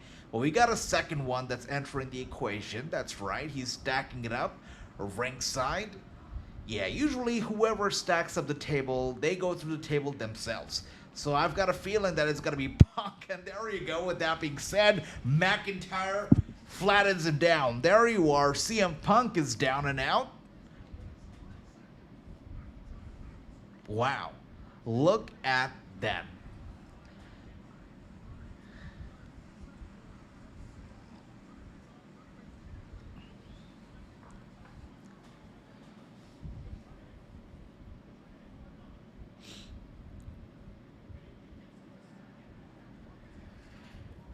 Oh dear. And now we've got Drew McIntyre with a strap. Oh, come on. CM Punk is back up on his feet, and he will stop. There you go. Finally sending Drew McIntyre very cleverly headfirst into the steel chair. And McIntyre has collapsed. All that CM Punk really has to do right now is touch all four corners of the ring. And he's touched the first one, and the green light has lit. He's just got to do it 3 more times. Come on, Punk. Stop walking, Punk. All right. And he goes over, touches the second corner. Pretty sure McIntyre's going to get up. There you are. Actually dragging McIntyre along with him. Wow. He was going to go for the fourth corner as well. And, of course, McIntyre stopping him before he could do that. And now an Irish whip over here to CM Punk. CM Punk getting out of the way. And now boot to the face. I'm sorry, knee to the face one more time. McIntyre. CM Punk going for the bulldog. But McIntyre seems like he's going to put Punk to the table. Is it going to happen? And I told you. I told you guys. Really. It's good old wrestling knowledge, right? I mean, if you stack up the wooden table, you are going to go through the wooden table. Yeah. That's how it goes in pro wrestling. These guys should know better. Like where CM Punk has been put through the table, all that McIntyre has to do is touch all four corners, but he won't be able to because CM Punk is laid out outside, and McIntyre, the strap's too short for him right now to be able to get to all four corners. So obviously, you know, even though he could have easily won the match right now, the fact that it's a strap match, it stops him from doing so. And McIntyre is frustrated, he's angry, and he's trying to drag CM Punk up to his feet, back into the ring, so that he can reach all four corners. With CM Punk down, he won't be able to do so. And there you go. And now Drew McIntyre has got CM Punk up on his shoulders. Punk in a little bit of trouble, it seems. And there you go, with Punk up on his shoulders, McIntyre walking around. Jonathan, you're watching this right now, man? Are you watching this right now? Wow. And CM Punk is also touching all four corners. Is this match going to end in a freaking draw? That's the funniest crap ever. This is nonsense. Come on. This is hilarious. If this is how the match ends, I'm gonna lose it. Come on. This is too damn funny.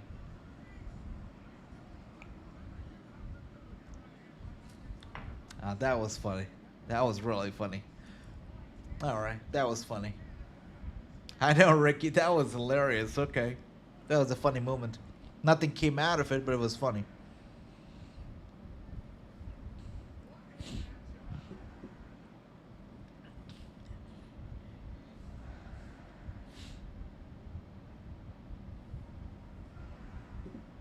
And they're trading those big ass punches and elbow strikes between each other. We got McIntyre now with the elbow strikes and punchings being traded. There you are. The fans loving every bit of it, it seems.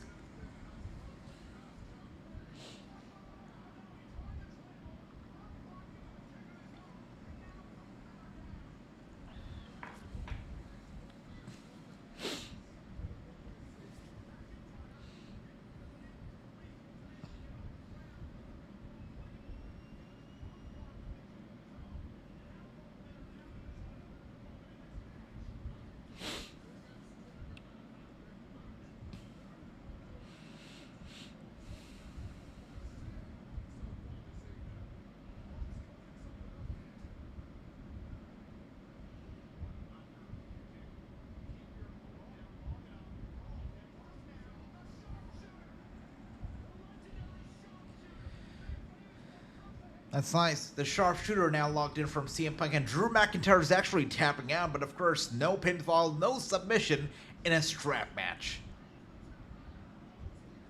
McIntyre's got nowhere to go. He's in pain right now thanks to the sharpshooter logged in from Punk. McIntyre once again tapping out. Yeah, he just wants to be let go at the moment. CM Punk is enjoying inflicting this punishment on Drew. Drew now holding onto the ropes, causing the rope break, but that's still not gonna do it. CM Punk can legally hold on to McIntyre as long as he'd like for him to. It seems like McIntyre has passed out. Yeah, he's exhausted, he's passed out. And Punk thinking that he'll be able to make it to all four corners now that McIntyre apparently is no longer in the game right now. And Punk touches the first card. Wasting too much time there, Punk. Come on. Wasting way too much time right there, CM Punk. Stupid. Alright, the second corner. Come on.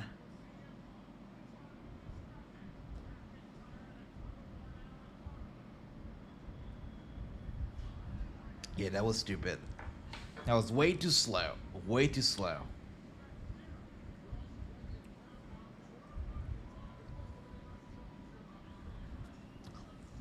Away.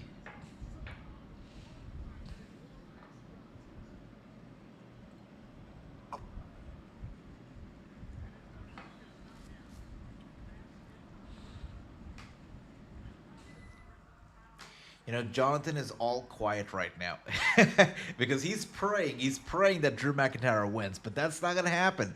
But when McIntyre here, he gets up real quick, staring down at Punk. I mean, Drew McIntyre right now can actually... Oh, come on.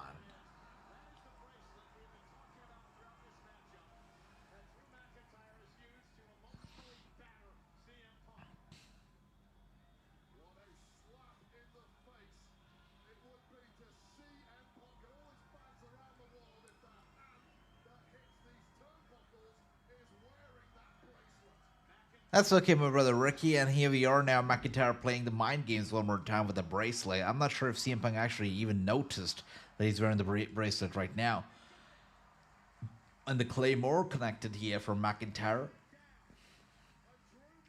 All that McIntyre now has to do is go ahead and touch all four corners. So you gotta be able to do it.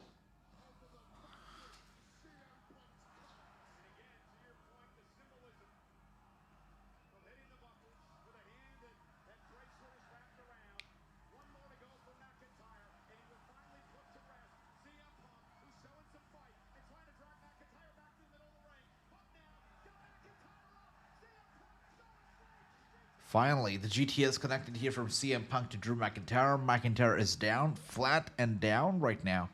as we speak.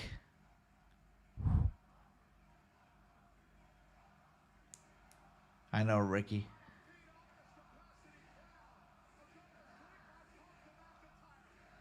Oh, Punk. Okay. We're losing focus right now. Good, Punk. It seemed like he was more focused on retaining that bracelet than winning the match. Seems like the focus still remains on the bracelet, by the way. He still wants that bracelet back. Oh, okay, he's trying to send McIntyre back to sleep over here, and he does it. GTS one more time here to Drew McIntyre, and now CM Punk hitting all four corners, or attempting to do so at least. First corner touched, and so is this. Come on, Punk. And the second corner touched. Yeah, he's still distracted. He wants that. He's sending him to sleep again. He's sending McIntyre to sleep again, or so it seems. That's right, third time. 3 GTSs and 3 corners have been touched.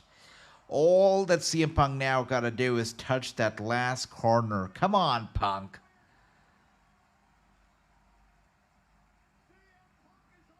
Come on, CM Punk. There's one more, brother.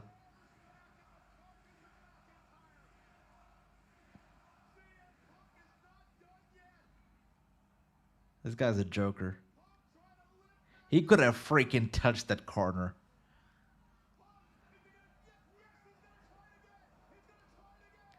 He's gonna go for a GTS. This time he's gonna fail. Oh, maybe not. Okay.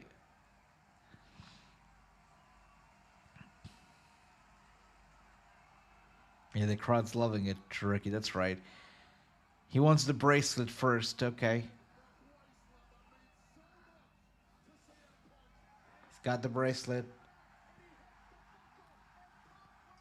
Cheers, Punk. Cheers. CM Punk is victorious, and he's got the bracelet back too. Cheers. All I can say right now.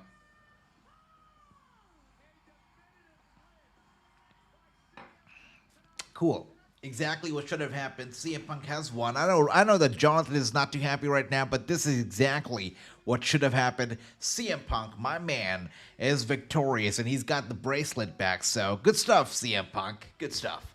That's right, Ricky 3-0. Great, great outcome to the match. I was about to say great match, but then I stopped and I said great outcome. It wasn't the greatest of matches. Again, a lot of people were hoping a lot from this pay-per-view, and so was I. I thought, okay, all the matches are going to be bangers after bangers after bangers.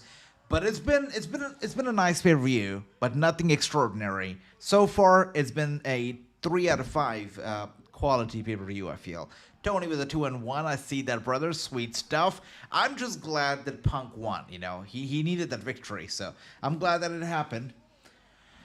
Good for him, and he's got the bracelet back too, so that's always good.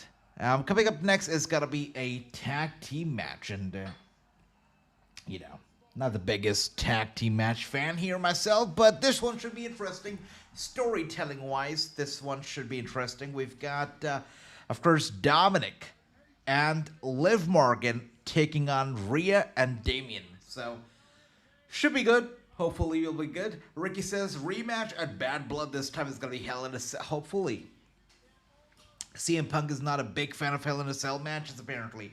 So, if it turns out to be Hell in a Cell, it's going to be interesting. But he has said this himself, that he's not the biggest Hell in a Cell fan. So, let's see. Let's see how that goes, brother. By the way, good for Drew McIntyre. His film's going to be coming out September 13 next month. So, with Batista. So, Drew McIntyre going on that Hollywood train, I guess. And I can see Jonathan over here. Jonathan, how you feeling, brother? How are you feeling, Jonathan? Yeah, CM Punk's back, by the way, all red.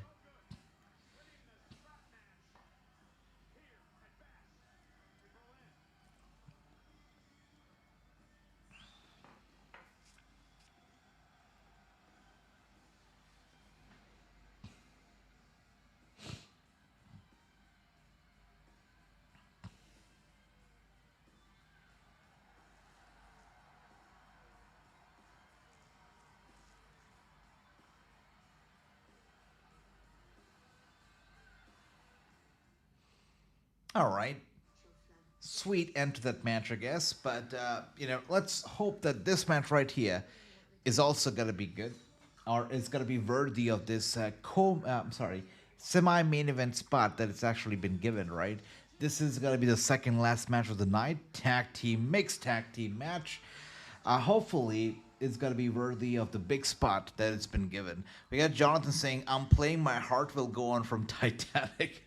I know, brother, but you know what? There's always part 3. And, we're going to find out who is going to be the ultimate... Second. Yeah, there we go. So what I was saying was that there's going to be part 3, and we're going to find out who is going to be the ultimate, victor in this feud. Who is going to be victorious? So, let's see. Really? That's insane, Jonathan. I actually never realized that match went on for 40 minutes. That must have been a good match, right? Because usually, if a match goes for 30, 40 minutes, I realize it, and I'm like, okay, it's been going for a bit. But 40 minutes, I never realized it. I thought it was maybe 20 at its very best. 40 is crazy. So it must have been a good match. Okay. Good stuff, I guess. Good stuff. All right. So, hopefully, without wasting much time now, we are going to be going to the tag team match. The semi-main event mixed tag team match coming up next. But let us know in the comments, if you're watching us for the first time or if you've been here for a while, let us know, how do you like this pay-per-view? Would you say that this pay-per-view has delivered? Would you call this pay-per-view entertaining or worthy of your time? Let me know, how are you liking Bash in Berlin? Because for me so far, I'm not gonna lie, it's been a good pay-per-view. Not the best, not full of fireworks, but it's been good. I feel like they're gonna be announcing the attendance right now. Anybody understands German over here? I agree, Ricky. 6 out of 10 is generous. Yeah.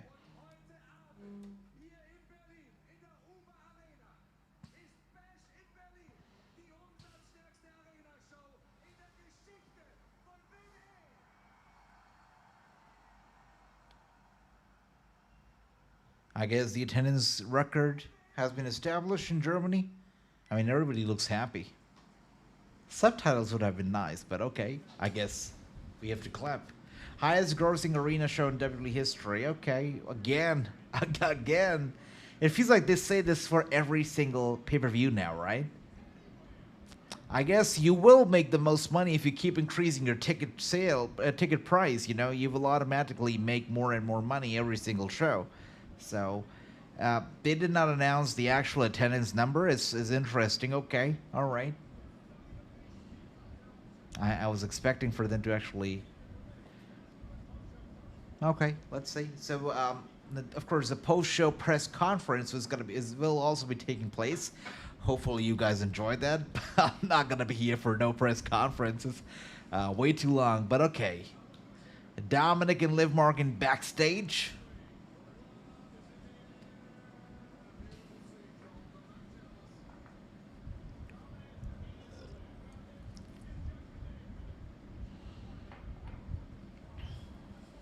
This better be good. Better be good.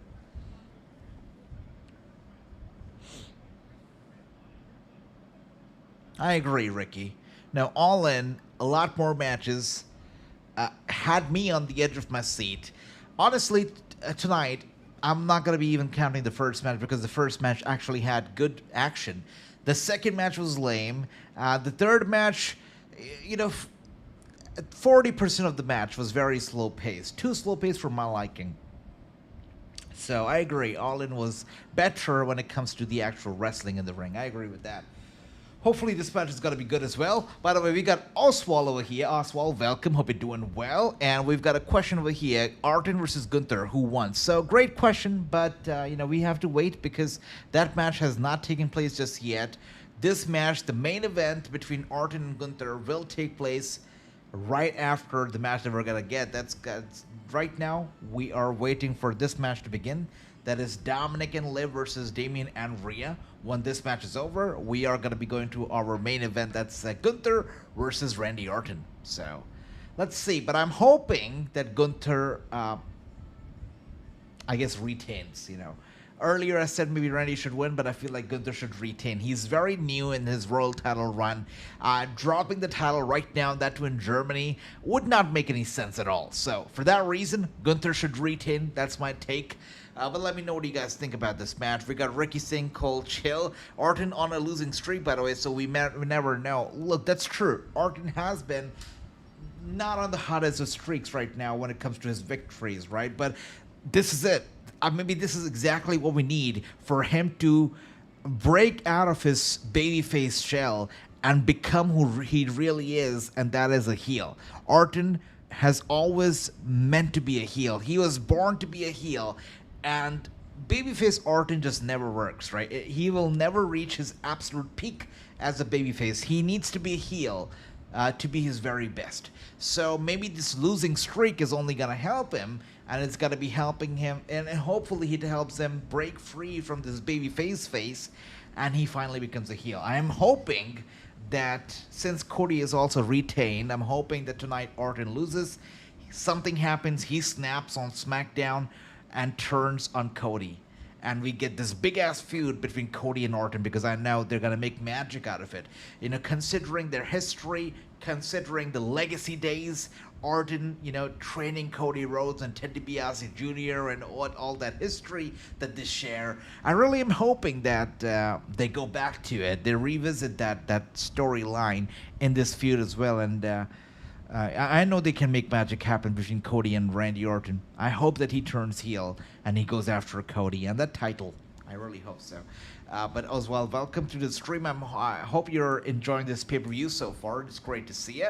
We got Ricky saying, I pick Rhea and Damian Priest to pick up the victory here. Okay. All right. I like that, and I think so too. Honestly, Rhea and Damian need to pick up the victory. Damian is no longer world champion. Rhea also is no longer world champion. If they lose tonight, they not only lose this match, they lose a whole lot of momentum. And if they don't want to fall down to the mid-cards or stuff, they have to pick up a victory tonight. They must win. They must win because, look, let's be honest. Liv is already a champion, right? She's already a champion. A loss tonight is not going to take the title away from her, so she can afford to, lose tonight. She's still going to be champion tomorrow, so that's okay. Dominik already has Liv Morgan in his life, so he's already winning. He doesn't need to win to lose tonight, win tonight. He already has Liv, so he's already a winner. So for that reason, Damian and Rhea, they need to win. They need to win. They need to win a lot more than Dominik and Liv do. That's for sure. And we've got, and there we are. Dominik and Liv making their way out right now. Anil says, I think Dominik and Liv are going to win. Okay, interesting. So Ricky says it's going to be Damian and Rhea. We got Anil saying it's going to be Dominik and Liv. What about the others? Let us know. What do you think? Jonathan, True, Oswald, let us all know. Tony, Andrew, let us know who do you think is going to win this match. We've got Oswald saying, your view on Orton versus Cena at WrestleMania. Orton versus Cena versus CM Punk. So Orton versus Cena is such class, right? I mean, Orton versus Cena is, you got a tear in my eye. Actually, you brought up Orton versus Cena. I really almost teared up. It is the holy grail of feuds, right? And really, it has to happen. It must happen before Cena retires. It must I don't know if it'll happen at WrestleMania. I don't know if that's the biggest Cena match that he can actually give before his retirement at WrestleMania. That too. I don't know if Orton versus Cena is meant for WrestleMania, but it is meant to happen. And if at WrestleMania, I hope it's not going to be Orton, Cena, and CM Punk, because Orton and Cena in itself is the holy grail. CM Punk does not need to be in this equation. I don't think so. So for WrestleMania, if Orton and Cena need to do something, it should be a one-on-one match, not a triple threat.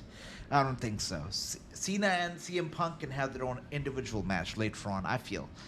But wow, I would love that. I would love that. Oswald, let me know what do you think though about Orton and Cena. I know Liv Morgan is great, yeah. But I will rise with my girlfriend Liv Morgan, says Ricky. I see you, Ricky. Okay, I see you. Okay.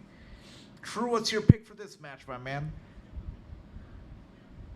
Liv looking good, so is actually not Dominik. I was gonna say so is Dominik, but now let's be real, he's not looking good.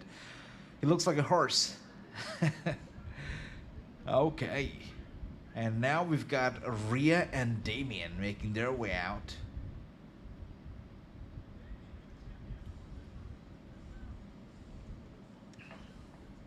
Should be good.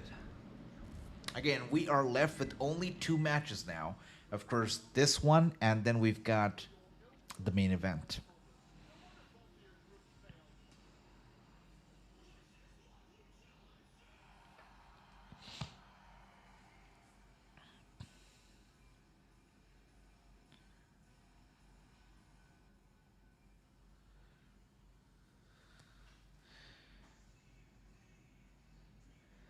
By the way, I was so surprised. We were just talking about politics, right? And I saw Damian Priest coming out right now, which reminded me of Bad Bunny, which automatically reminded me. I watched a clip from last night's rally that Trump did. I can't remember where, Minnesota or somewhere. Trump did a rally, right? And he had a Hispanic singer, Mexican singer, I believe, a rapper, I'm sorry, at his rally speaking for him, right? And this guy looked just like Bad Bunny. And I was taken aback. I'm like, really? Bad Bunny speaking for Trump, endorsing Trump? But it wasn't Bad Bunny, it was somebody else. But he looked just like Bad Bunny. I was surprised to see that. No, Anil, I have not. Look, that game is overly popular right now.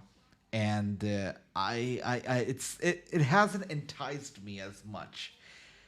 To pay full price for it. It seems. Look, I am a guy who is a little bit difficult when it comes to video games, right? I will play the most critically acclaimed games, The Witcher, right? Assassin's Creed Valhalla and whatnot, all the big games out there. I'll play them for a few minutes, and then I'll get rid of them. And I'm complicated like that. So this new game that's come out that you just mentioned is so popular. I've got a feeling that it's going to be very similar to The Witcher and Assassin's Creed in terms of gameplay. And that makes me a little skeptical about it because I'm not a big fan of such games either. So I'm not going to pay a full price for it. Maybe if it's on sale, that's a big sale, then I'll maybe pick it up. But let me know, Anil, if you have played it. I'm actually looking quite forward to the Astrobot game that's coming out early September, as well as the Harry Potter Quidditch game that's coming out 3rd of September. So I'm very excited about those games that are coming out. They should be very fun. They should be a lot of fun. So I'm looking forward to them. Terror Twins are gonna reign supreme, says Tony. Let's see, brother. Liv and Dominik. Let's see, brother. But I'm hoping that Damian and Rhea win. They need this victory much more than Liv and Dominik did. Just like I said earlier, right? They need this victory. And here we are now. Damian Priest right off the bat going after Dominik Mysterio, somebody who shielded him, who guarded him, who defended him, who fought for him. Now he has to go after that very same person. I mean, Damian Priest must be hurt right now, right? And here we are, was going to go for the clothesline, but Dominik with a nice dodge, and now we got a chop across the chest of Damian Priest. Damian Priest is not happy, and a boot to the face of Dominik Mysterio. Dominik Mysterio goes down, Priest sends him over to the corner, and now punishing him. He is punishing Dominik Mysterio right there in that corner. If Dominik's father was half the man as Damian Priest is, Dominik would not end up like this.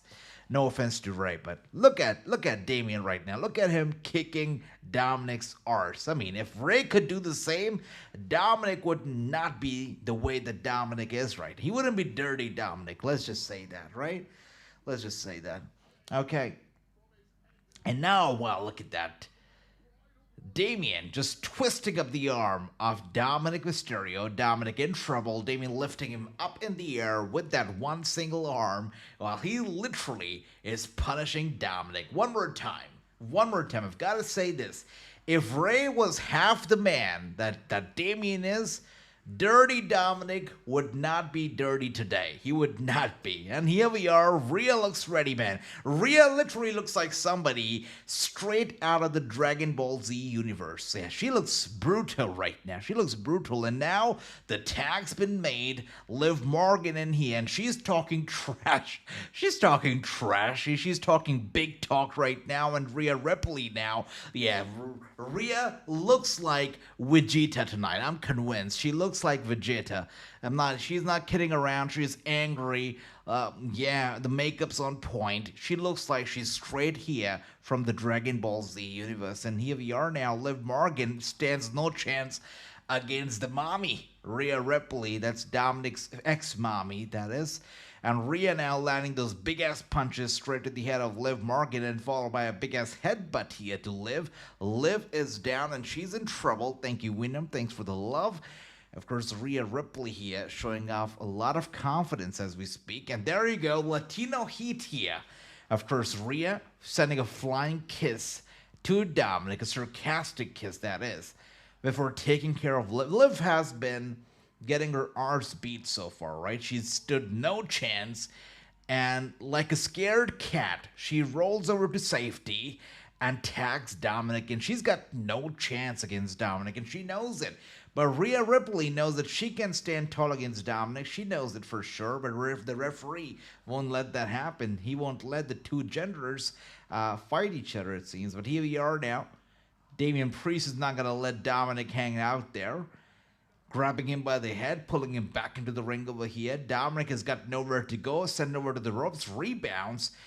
And a big-ass clothesline sending Dominik out. So far, it's been Damian and Rhea who have been dominating this match. I'm not sure how the tables are going to turn, but so far, doesn't seem like they're going to turn. Dominik sending... oh my goodness. Dominik sent face first into the edge of the ring. And Liv Morgan over there, ringside. Of course, just a few inches from the action. A few feet from the action would sound better. But okay. Yeah, just trying to distract Damian Priest right now. The distraction has paid off, I guess, because Dominik Mysterio pushing Damian Priest up the apron, sending him straight to the table, to the commentator's desk. And now, wow, sending Damian Priest back first into the steel steps. Did not feel like there was a lot of momentum going into the steel steps, but still enough to cause some damage to the back of Damian Priest, or so it seems. Priest is down. Of course, Rhea Ripley is furious, right? Furious. The only reason that the tables have sort of, changed directions here is because of the distraction provided by Liv Morgan and Dominik taking advantage of the opportunity at hand. Yeah, so that's what's happened so far, guys. I mean, once again, Dominik Mysterio with the upper hand. And Damian Priest kicks out. Come on, Liv Morgan now with the cheap shot, and Rhea Ripley just helpless, being mocked by Liv, being mocked by Dominik. But again, Rhea Ripley is stupid, right? I mean, a guy who could not stay faithful to his own father, who couldn't stay faithful to his own family. Rhea Ripley really thought that guy was gonna remain faithful to herself. Come on, Rhea. Yeah, these ladies don't know how to find true, real men. That's the problem. They fall for jerks. They fall for dirty Dominiks in this world. And a DDT right there, flying DDT, tornado DDT from Dominik to Damian. Damian goes down hard, and Ricky says 19 likes. 19 likes is beautiful. Thank you for the 19 likes, guys. But let's make it 20, right? If you haven't liked it yet, hit the like button, make it 20, and why stop at 20? Let's take you to 30. So like. If you haven't liked it yet, like. And yeah, also join the chat. And my brother True is back up. Good morning, True. I know. I know, brother. I know. Look, you're talking to a guy right now. The only guy ever, I guess, who fell asleep on camera during a watch-along for WrestleMania. So you're talking to a guy who knows all too much about falling asleep in the middle of a boring-ass show. So, True, Yeah, that's okay that you fell asleep. At least you were not on camera. I've done it on camera at WrestleMania, so that's okay. Oh dear. Yeah, I even have fallen asleep live in an arena at Barclays Center while watching NXT Takeover. So, but hey, I was jet lagged and stuff. I'd landed in America that same day, so that's okay. But yeah, true. I get it. That strap match wasn't the greatest. It wasn't the greatest. Yeah. It's funny because I accidentally went to the clips section of my channel the other day, and I did not know that such a section existed. I did not know that. And I saw a clip, and it said clip WrestleMania 40, night 2 or something, made by True. And I clicked it, and the clip said that AJ falling asleep or something like that. And True clipped that video. It's the funniest and the most embarrassing thing ever. I had no idea it existed, but it exists. So thanks, True. Thanks. And Dominik calling in for a hug from mommy here. And Rhea Ripley with an elbow strike to Liv Morgan. This is the best match so far. The most intriguing, the most compelling. The only match that actually makes sense story-wise. And that's not good. This shouldn't be the best match of the night so far. It should not be, but it is. And here we are now. Rhea Ripley just ripping Dominik Mysterio apart right now. As I say, the strap match is so silly, says Jonathan. Jonathan is only saying that because Drew McIntyre lost. But no, it was a silly match. It was a silly match. Jonathan, welcome back. Good morning to you as well. Did you fall asleep stream? I know, Ricky, I did. Yeah. And here we are now. So it depends, Oswald. It depends on, where you're going to be watching the match. Which city, which stadium. Raw and SmackDown typically begins from $32 plus taxes. And it can go all the way to $200, $400, $500, or even more. It really depends on the city, the arena, how soon, you're buying the ticket, where you're buying the ticket from. It depends on that. But, hey, the starting price, usually $32, $40 per seat is the starting. Yeah. And here we are now, Liv Morgan taking Rhea for a ride, going for the cover. Shoulders are down. Rhea kicks out. The match continues. I have spent like $200, $250 on the crappiest seats at SummerSlam 2015. Really, I spent a big... I don't even remember exactly. I bought these tickets way in advance. I bought them in January, I believe. Literally, they were on sale very early. I think I bought them in January or February, very early. And this was the first time that they were going to do a SummerSlam. They did SummerSlam in a row at Barclays Center. And this was the first of many that they would do in New York. And I was there for the first one, definitely. This was SummerSlam 2015, Brock Lesnar versus Undertaker and whatnot. I paid $250 or something for the crappiest seats up there. But it was worth it because I got to watch Brock versus Taker. It was good. And here we are now. Damian Priest dominating. Dominik in big trouble. And face first into the mat he goes.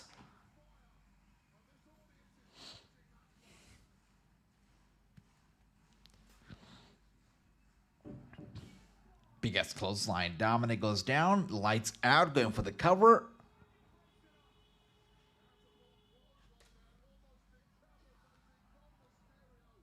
My man.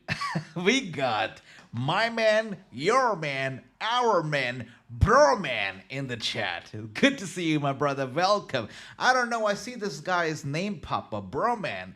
And in my head, the Godfather's music and the girls and everything starts playing. I'm not sure. The bro man gives me that Godfather kind of vibe. Welcome, brother. Hope you're doing well. And here we are. They're taking the lovers for a ride and down they go. It seems like it's game over now. All you gotta do is pin him 1, 2, and 3, and the match has gotta be over. Come on. Oh, the by Undertaker pulling his straps down. He's gotta go for the choke slam. That's right. Oh, come on.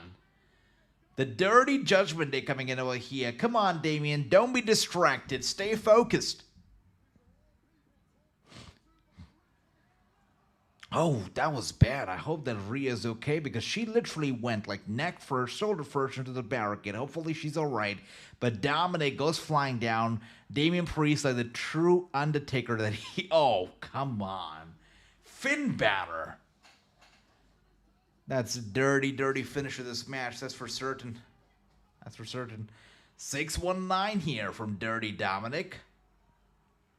Come on. These guys really want to win the match? This is a shame. That's a damn shame. Dominik going for the cover, and it's... Oh, wow. Wow. I thought the match was going to be over right there. Finn Balor is furious. He cannot believe it. I cannot believe it. I thought the match was over. Sarah's welcome. Oswald says, you like the way WWE is going on a Triple H. I feel like it's sometimes they overpush a single guy like Roman. So far, it's good. You know, I said this before. I said that give it a year or maybe a year and a half, and then we'll truly find out how the company is doing. Right now, I feel like we are still in some sort of a honeymoon phase here with Endeavor and Triple H. Everything just seems very flowery and colorful and nice and fresh and new to a lot of people. Some people are already critical, just like you are, to a certain extent. You know, sometimes even I am. But I feel like we're really going to find out after a year, year and a half, 2 years, if they're actually doing well with this new direction. So I would say give it a little bit more time and we're really going to find out. By the way, chaos all around the ring. The referee really can solve this whole thing up by ejecting all these people from ringside, but he's not going to do that. He's just going to stand there and do nothing, I guess. But Damian Priest over here trying to clear... Oh, come on. Dominik Mysterio going flying down on Damian Priest, getting him on top of the commentator's desk. Sarah's welcome. Hope you're doing well. Ricky says, not this guy. JD stupid ass is here. That's right, brother. He really is.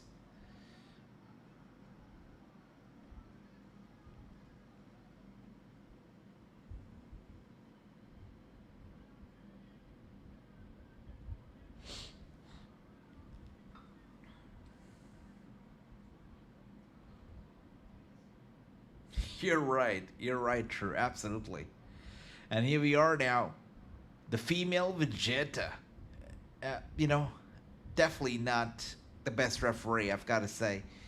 He seems more like a mark than a referee to me at times. Good stuff. Good stuff. I'm happy this happened. This really needed to happen, yeah? This really needed to happen. They needed this victory way more than Dominik and Liv did, that's for sure. Good stuff. Rhea Ripley and Damian Priest for the victory, which means that we are now left with one match and one match only, and that match obviously is going to be... 1 second. Let me get this right. Or that's this one right here. It's going to be Gunther versus Randy Orton, the first for the World Heavyweight Championship, and this is the main event of Bash in Berlin. Great match. You know, this was the match of the night so far, in my mind, and I'm pretty sure in a lot of people's mind, the best match so far. No questions asked. Really great storytelling, great action, back and forth, interesting drama with the interference of the rest of the Judgment Day. You know, close calls, very worrying move there from Liv Morgan, sending Rhea Ripley shoulder first, neck first into the barricade. So it had me on the edge of my seat for a little bit there. Great match. It had everything. The rest of the card, weak sauce, lightweight. This was a good match. Hopefully, this one is going to be even better. We've got Ricky with the 4-0. I like that a lot. Tony with the 3-1. Jonathan says, I'm just thinking about something. A few weeks ago, Drew interrupted Gunther and Randy. Maybe he will appear again. That's interesting. Let's see. I mean, hopefully, because really, the show has been so flat. Of course, with the exception of this match. So, anything to make this show better and, you know, give us something to talk about because the show's been flat. All right, let's see. We got my brother Ricky saying W for a match. Indeed, brother. Great match. How did you guys like this match, by the way? Did you enjoy it?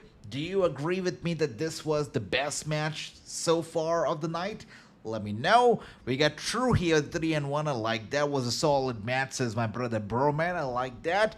Tony says Damian and Rhea are the best mixed tag team since Damian and Io Sky. You know, absolutely. You feel that chemistry. Did you see the way that these two hugged each other when they won the match? And that hug seemed absolutely friendly and nothing but friendly. And you don't often see stuff like that. You don't often see a tag team like this. Usually if you see a tag team, it's a mixed tag team in wrestling, most of the times, 9 out of 10 times, it's a romantic tag team, right? But these two, it's not a romantic tag team. These two are just two badasses who like to kick asses, and they get along well, and they're friends.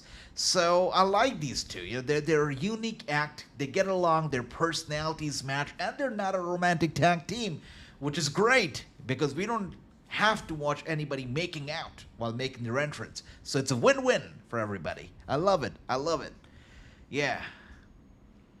All right, we got Broman saying, I'm kind of ready for a Finn Balor run, though. You know, me too, brother. I've been ready for a Finn Balor run since 2017. It hasn't happened yet, and I guess I'm doing okay without it. So, you know, if it happens, I'll be happy. If it doesn't happen, I'll be the same. Yeah. All right. We got True saying Walter to win. I like that. We got Ricky saying Gunther's going to win. I think so, too. I agree with that. Again, Bash in Berlin literally built all around this man right here. So he must win. He must win.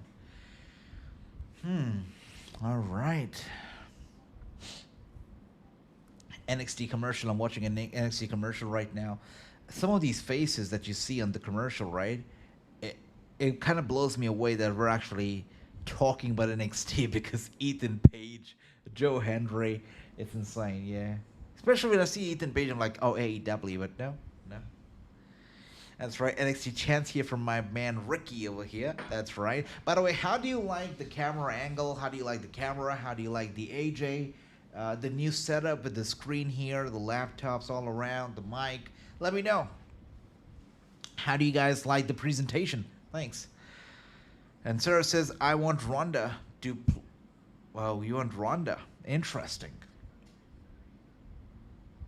The only guy in the room who wants Ronda Rousey, right? And nobody else wants Ronda. Thank you for that, my brother True. Thank you. Really appreciate that. And we got Ricky saying, I love it, AJ. I love the set. Thank you.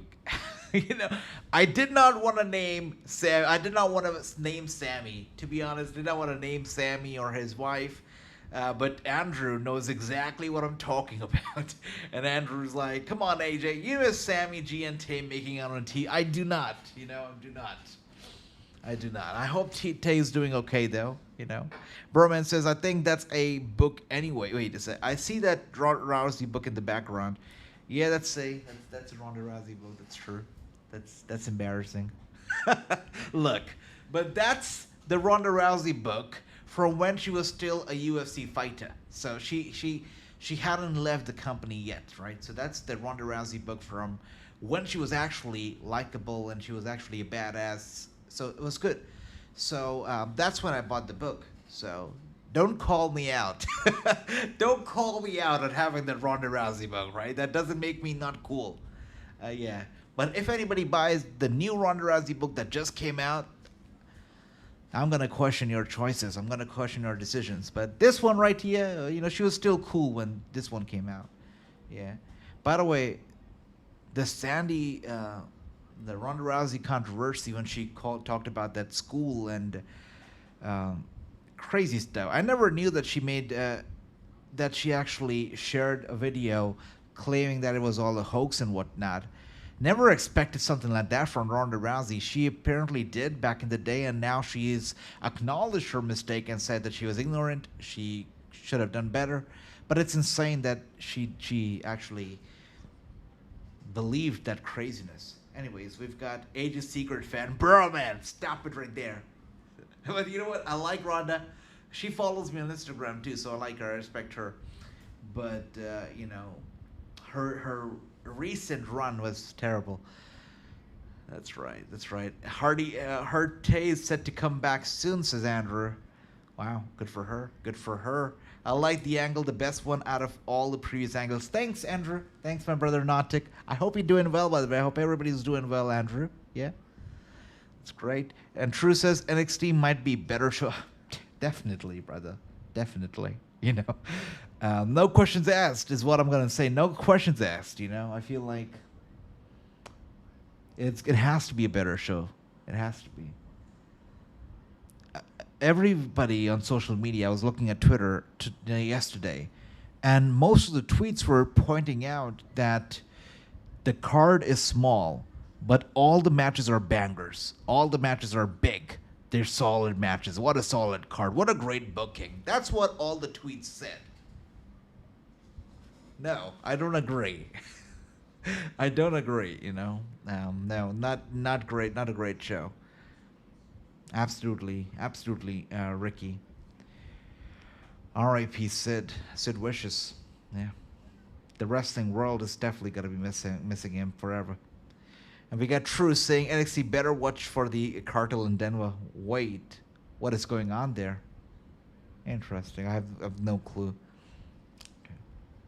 So, a video package before the match begins. Randy versus Gunther, and I feel like this one is gonna be an easy defense, and Gunther is gonna win the match. I don't know. I'm not expecting Fyre.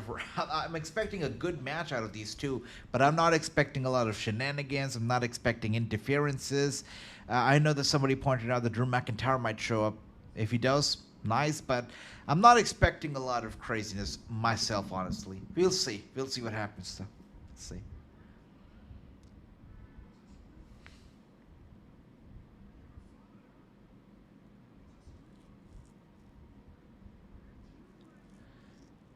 Does anybody know how Winchi and Ludwig Kaiser, how they're doing these days? Anyone?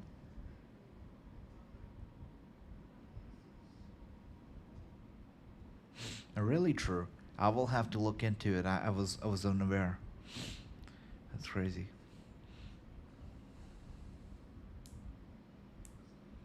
Andrew says, I wouldn't say it's gonna be easy for Gunther. Again, you know, I was talking about this earlier. That this is definitely one of the biggest matches of his career thus far, because ever since Bash in Berlin was announced, you know, Gunther was the poster boy for this event.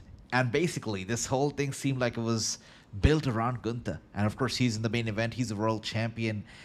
He's fighting a legend in the ring, Randy Orton. So the stakes are high for him, not just like kayfabe-wise, but in reality.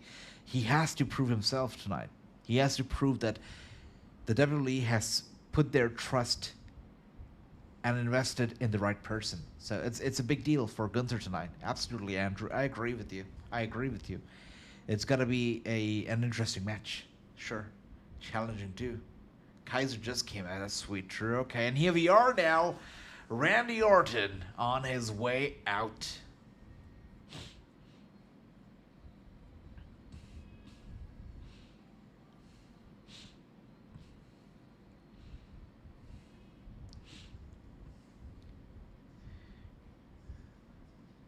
I see that, Andrew. Yeah.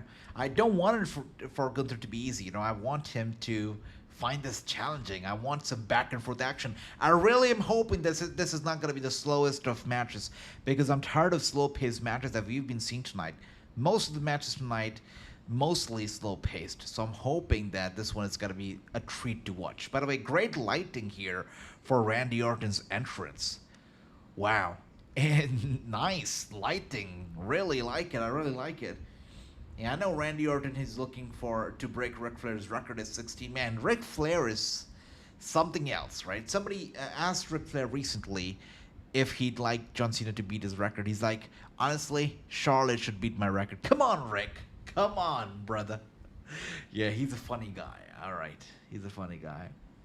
I think John Cena or Randy Orton deserve to break it much more than Charlotte does. There's no nepotism going on over here. Yeah, Cena should definitely break it. Or Randy Orton. Great entrance, by the way. Love the entrance. Love the 4K camera. Love the lighting here for Randy. It's incredible. It's incredible. That's true. That's true. I like how one of the greatest of all time is like one of the accomplishments of Randy Orton. I like that. The record, it speaks for itself, you know. It does. How would you guys say is the German crowd in comparison to the recent international venues that these guys have visited? The UK crowd, the French crowd. Where does the German crowd stand in the ranking? I would say German is good, but French definitely the best, right? The Paris crowd was crazy.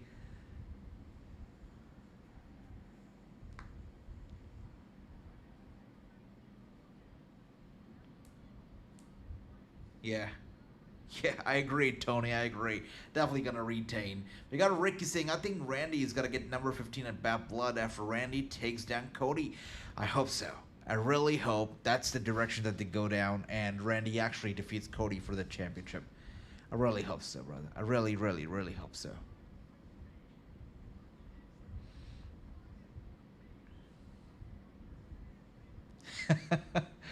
Yeah, brother, that's another reason why this guy needs to turn heel, you know, because as a babyface, Randy does weird stuff, and red speedo is one of the things, you know. This isn't the first time that he's worn red speedos, but you know, come on. I agree with that, true, totally agree, and I agree with you too, Ricky. French crowd was amazing. Um, yeah. But last Sunday, All In, the crowd was great. I agree. No, All In was everything about All In was fantastic. I have a feeling that I definitely and the momentum of AEW and Tony Khan and everybody definitely has to be high after that incredible All In pay per view. Tony says, I have a feeling that Ludwig is gonna interfere in this match.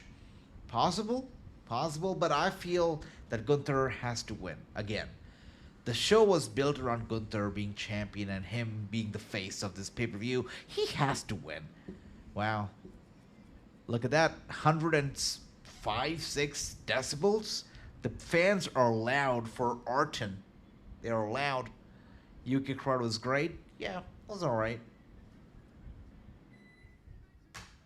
Nice.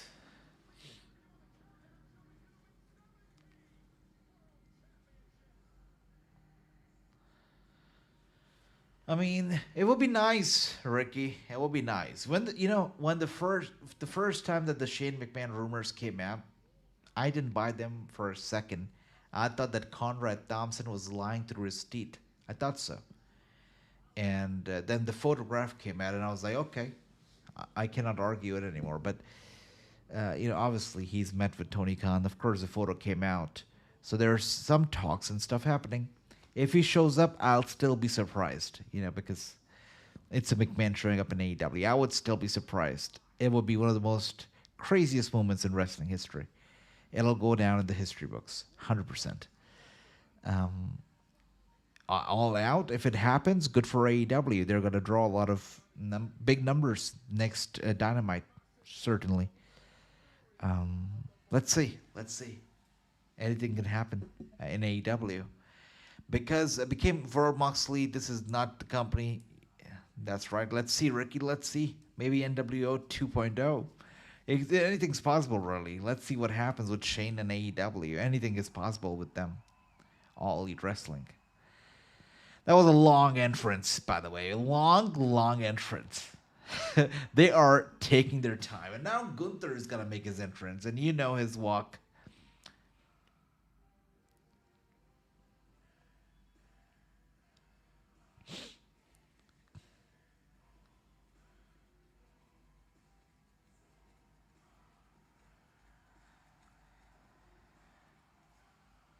Yeah, that's exactly what happens when you've got 5 matches in total on a pay per view. You let your stars take their time to make it out to the ring.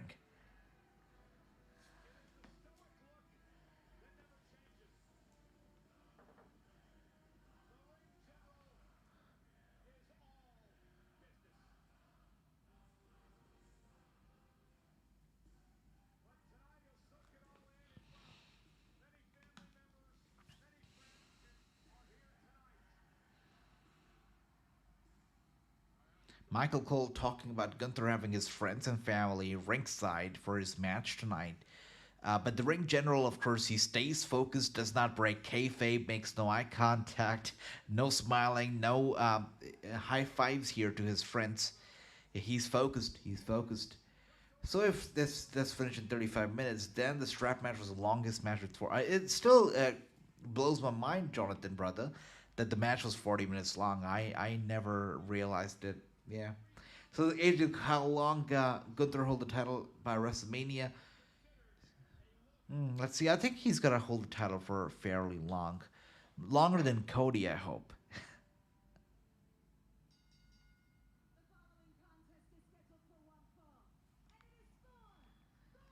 You know what, Oswald? That was a very long entrance. Even after he made it to the ring, they kept playing his music, and he was walking around. It was pointless, but I guess it's okay. So the old WWE, Samantha would have heat on herself because now Ricochet's in AEW. So she would definitely have some heat on herself, even though they never, they never agreed that the spouse suffers if, their partner goes to a rival company. No one likes to agree to that. But always it's the case that if a wrestler joins AEW or another company, the spouse usually always follows, and that was the case. Oh, there you go. By the way, there you are. Ludwig Kaiser is here. I like that. This is a lot better of an appearance than interfering later on. This is great. Class and elegance.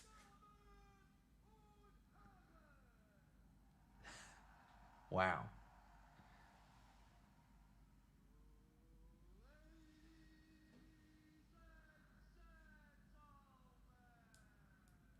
Yeah, this was good.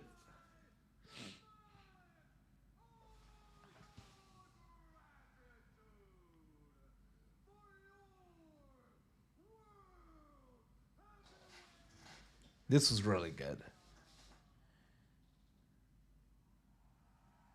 Gotta love the cinematic camera, right?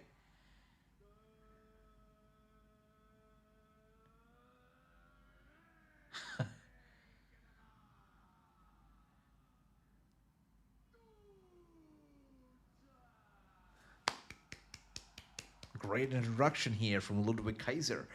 And we got Drew saying, I fell asleep as Drew was whipping Punk before the match officially started. Good for you, Drew. Good for you. Yeah, I wish I was in your shoes, in that case. We got Jonathan saying, guys, Drew lost in Scotland. It's not always the case because they are in their home country. They will win. That's true, Jonathan. But again, to your point, that's Drew McIntyre, So of course he lost in Scotland. That's Drew McIntyre. We're talking about Drew McIntyre. Yeah, he's an embarrassment even to Scotland. I'm just kidding. I just love rubbing it in Jonathan's face. I'm just kidding, Jonathan. I love you. All right. We've got Oswald saying, I think most of them enjoy juice. I guess so. These days, they're just working hard. I feel. Yeah. They're just working hard these days. Ricky says Samantha, she was posting. Yeah, she was. She was. That's right. It's time. Wait a second. Really? I have no idea that happened, Ricky. That's insane. But I guess it's her choice. We got Tony saying it's time for the main event. That's right. Drew McIntyre, the real OTC. Okay, Jonathan, we're really dragging this now. Walter just won the title. He's not losing. I agree. I agree. And the fans are loud. 114 decibels or so. That's crazy. Yeah, they are definitely loud. Louder than they were, even during Orton's entrance. They were excited. This one has got to be good.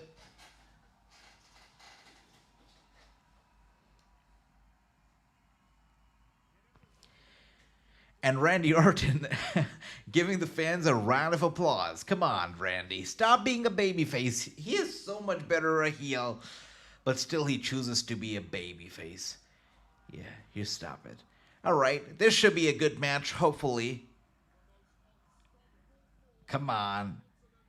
Looking to lock it up, and they lock it up right there. Randy and Gunther. Should be good. Testing each other's strength. They're both in great shape. Of course, Gunther being younger. Yeah, Ricky, that's right. Again, I feel like that women's tag team match was so out of place tonight. They really could have used that spot to give somebody else a good match. That match did not. But okay, anyways, good for Jade and Bianca. And here we are now in that corner. Randy Orton has to let go of Gunther as the referee counts down till 5 and lets go. Steps back, staring him in the eye. Gunther staring right back at Orton. Okay, they're starting from scratch over here, circling around the ring. Orton staring down, and we've got Oswald saying this title looks a lot better than the one Cody has. That's right, you know. I guess it's also because Gunther already a better champion than Cody Rhodes. Sorry, no offense to Cody. No offense to Cody, or maybe there is some offense, but that's okay. We got it. Okay, wow, look at that. Great exchange right there between the two, and they both are back up to their feet, staring down once again. Neither one of them intimidated. Orton with a little smile, a little smirk on his face as the two are one more time are circling around the ring over here, staring down at each other. They're both ready to attack, ready to lock in. The fans are split. They don't know who to cheer for. They love Gunther. They love Orton. Interesting. The Orton is having fun over here. Yeah. Orton's loving it.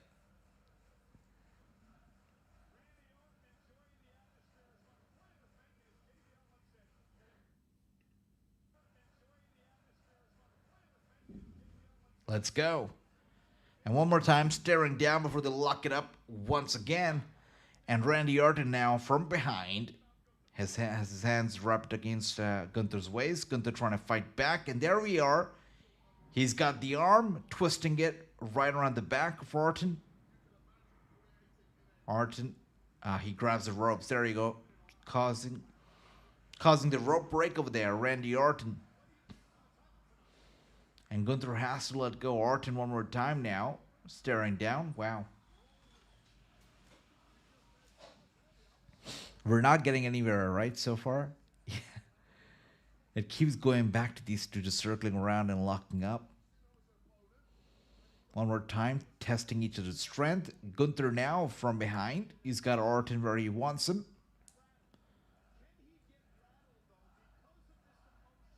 He's trying to put him to sleep, it seems. Randy Orton's face slowly turning red.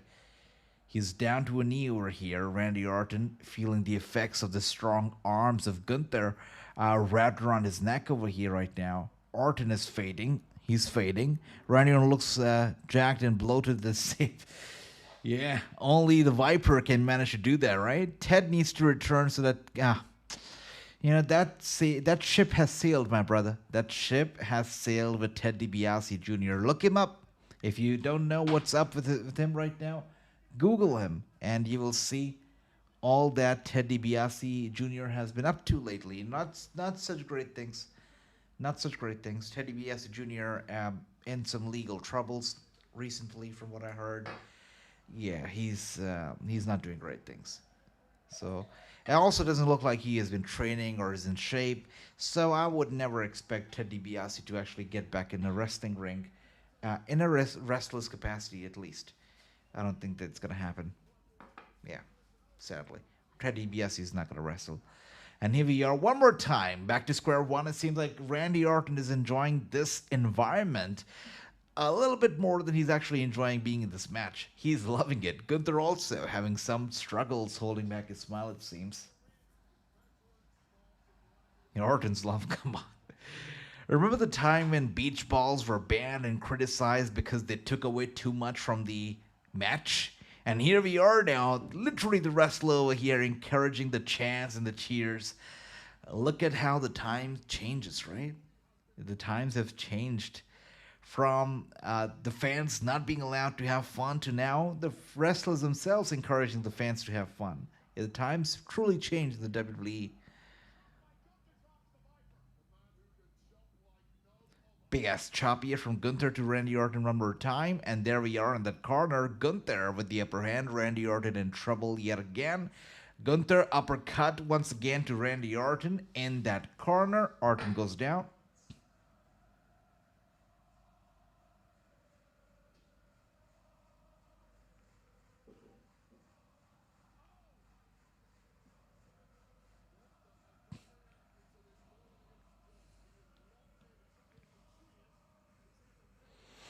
I wonder, Andrew, if that's true. Because a lot of times when the crowd isn't into the match as much, they make noises, right, like these. So you're right, it could be. And to be honest, I bet that 50% of the crowd over here, casuals, or even first time viewers. Who knows? And here we are now.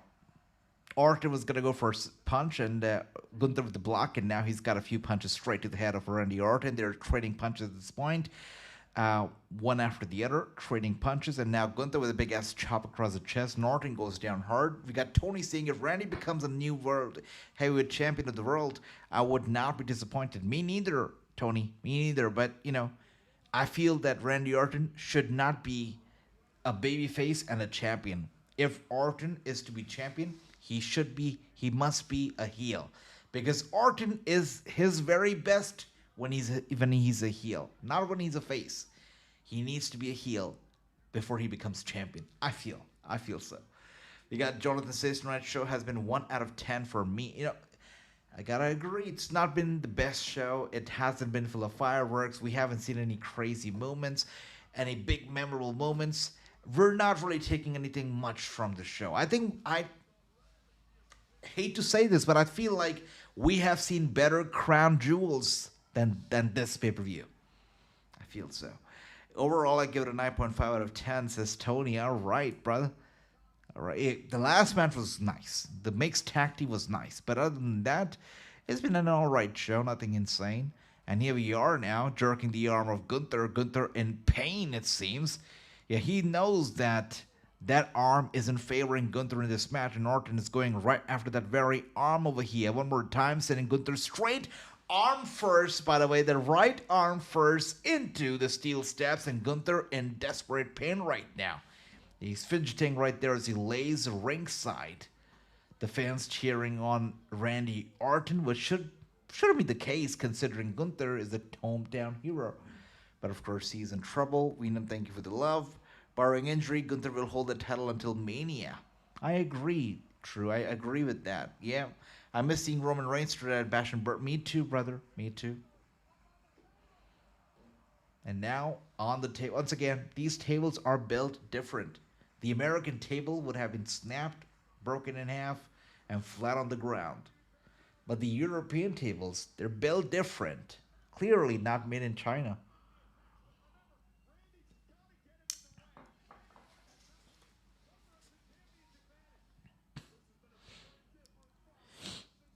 And now we've got, there you are, punch after punch to the bad arm of Gunther, the right arm, and one more time through the table, but the table still does not break. European tables are built different, guys. They're built different.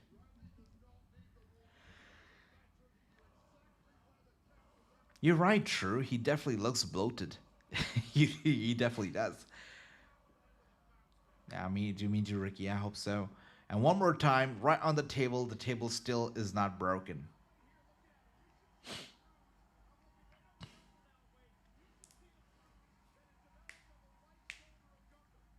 Got a little slow pace now, right? The pace of the match has slowed down a little bit. I like it for a little bit of a change, honestly, True. Bloodline every single pay-per-view. It's nice, but, sometimes, maybe without the bloodline, that's all right, too. And I don't know how you're feeling right now, but I feel that right now the bloodline and so much that's going right now within it, it has me a little bit overwhelmed. It seems like there's just too much going on and too many members and too much craziness. It's all very good, don't get me wrong. It's like going to a big ass buffet and you've got everything that you love being served and you want to have everything and not just a little bit of everything. You want to have too much of everything because you love everything too much.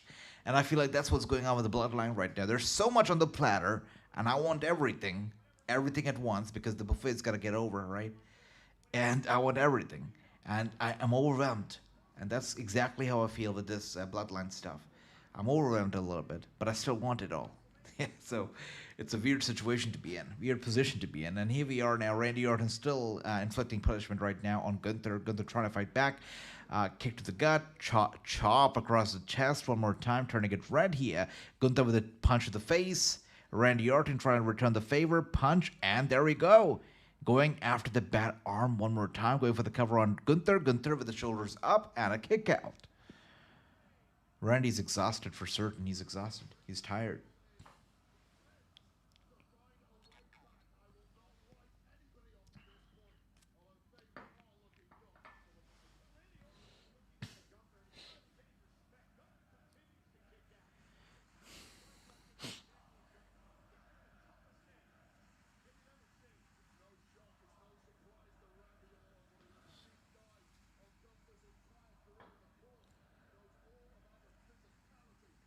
Chain wrestling in full swing. How long has it been since this match has been on? About 13 minutes, 12, 13 minutes, 14 minutes so far.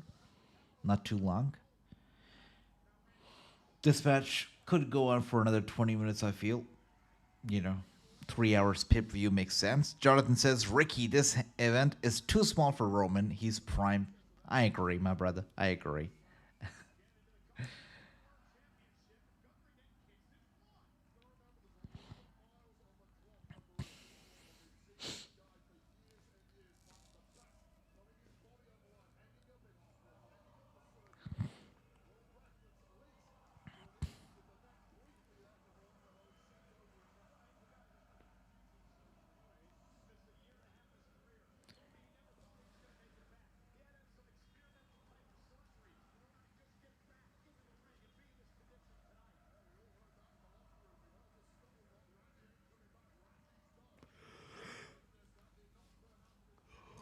I'm sorry.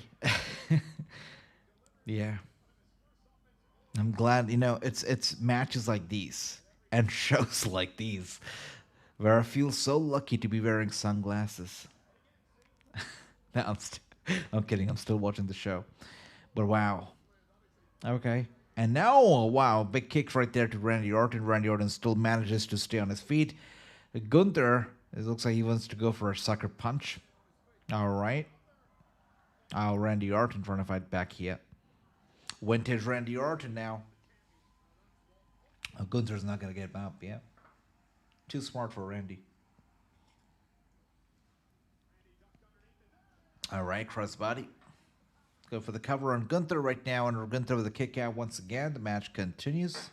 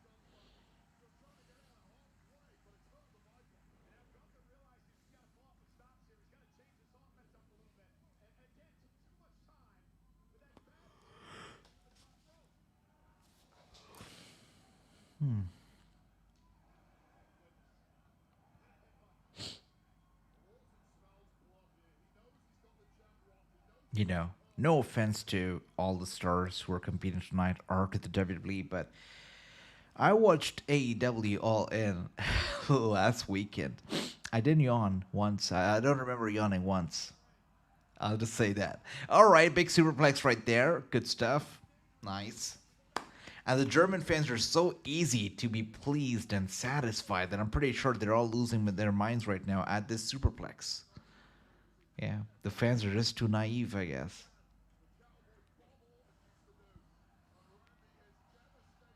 They're definitely loud.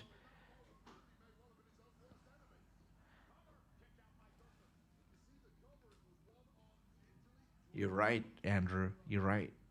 That's a very good point. He even looked huge standing next to me. So you know it. Yeah, Randy is a big boy. He's tall and just one of a kind, Randy Orton for sure. And I believe that Orton said this, or heard somebody else say that Randy Orton has started hunching a little bit, and his height has gone down because he's hunching a little bit these days. But still, Randy Orton, what an amazing figure, physique. I remember going to the WWE live events and Raw and SmackDowns in the 2010s when Randy was champion in the whole Yes Movements days. And I remember every time Orton made his entrance, right, the ladies sitting around me would just lose their mind because of how good of a shape Randy Orton is in. And the ladies would look at each other, and yeah, everybody loved Orton, and pretty sure a lot of people still love Orton. Great shape, great shape. He takes care of himself. And Jonathan says, I was hearing that Randy signed a 5-year contract. I would not be surprised, brother, if that's true. I'm not surprised. I wouldn't be surprised because he seems like a WWE for life kind of guy who wouldn't go elsewhere. Actually, at one point, he was making fun of the wrestlers who went to AEW. Yeah, he will not leave the WWE. That's for certain. He's faithful and he's happy and he's comfortable being here. So good for him. That's good for him. Yeah, not judging. And Orton said he's enjoying being babyface because he gets to see the respect from the crowd from you. Yeah, good for him, I guess, right? Good for him. But I definitely would enjoy seeing him as a heel much more than a babyface. But you know that he's having fun. You saw how he reacted to the crowd having fun and cheering and chanting. He was loving it. He was laughing. He was playing along. He loves doing this, right? He loves doing this. And it must feel nice that you're now finally able to interact with the fans, even when you're on a pay-per-view or a live TV. Because earlier you couldn't, you just couldn't. Vince McMahon didn't like it as much. Venom, thanks for the love. Jonathan says, completely agreed. Randy bleeds to bleed. He'd never go elsewhere, and once he retires, he'd probably take up a man. I agree. And you know what? He said this himself as well. That he's not going to go anywhere. He probably will take up a management role or help the talent, stuff like that. Whatever he can do and he's needed to do. So, yeah, I don't see him leaving the company. I don't, he's not going to go to Hollywood either. So that's obvious. So if it's not Hollywood, it's definitely always WWE. By the way, I asked this question before. Nobody seemed to respond. What do you guys feel about Vince McMahon's documentary coming out on Netflix September next month? Are you going to be watching? Are you excited? Do you not care? How do you feel about Vince McMahon and the documentary that will come out on Netflix next month? Let me know. And here we are now. Randy Orton was going to go for the RKO, and Gunther with a reversal and a German suplex delivered to Randy Orton. Wow. Do you guys remember when Brock Lesnar gave Randy Orton suplex after suplex after suplex in a row? Back in the day, it was good times. It was good time. John says, it's the same with Rey and Cena. They will never go elsewhere. They are your household names. That's absolutely right. Taker as well, right? Taker literally signed to a lifetime contract with the WWE, so he's not going to go anywhere.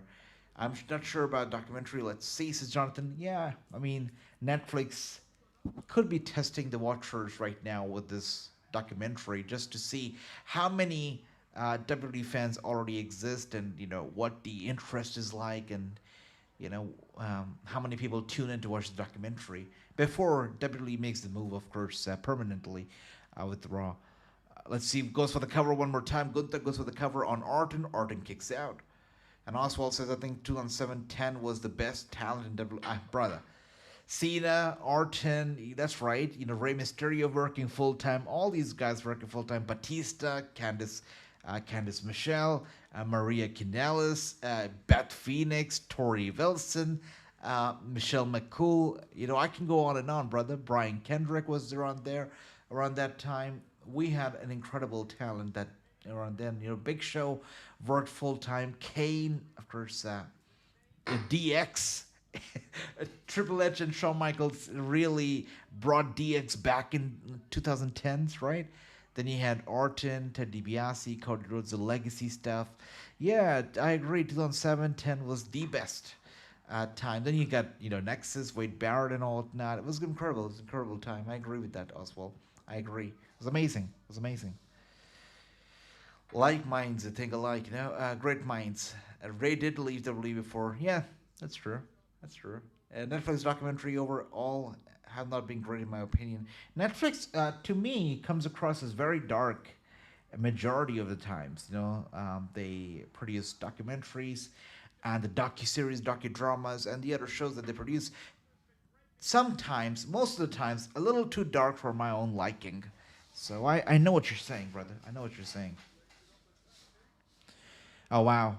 Gunther was gonna go for the reverse pile driver, it seemed over there, but Randy Orton now will not let that happen. My stream just gave up. Did anybody else's stream give up? My stream just went black. Wow. What the hell? Something happened. I think there was a technical glitch or something, but my stream just went black. And now, out of nowhere, I've got a freaking commercial. We don't get commercials between pay-per-views, do we? So I guess my stream just freaking gave up. And because they had nothing else to broadcast, they just gave me a stupid-ass commercial. Great stuff. Same with Anil as well. I see you, my brother. I see you. Much love. Yeah. That's right. That's right, true. I'm getting another freaking commercial now. Bruh.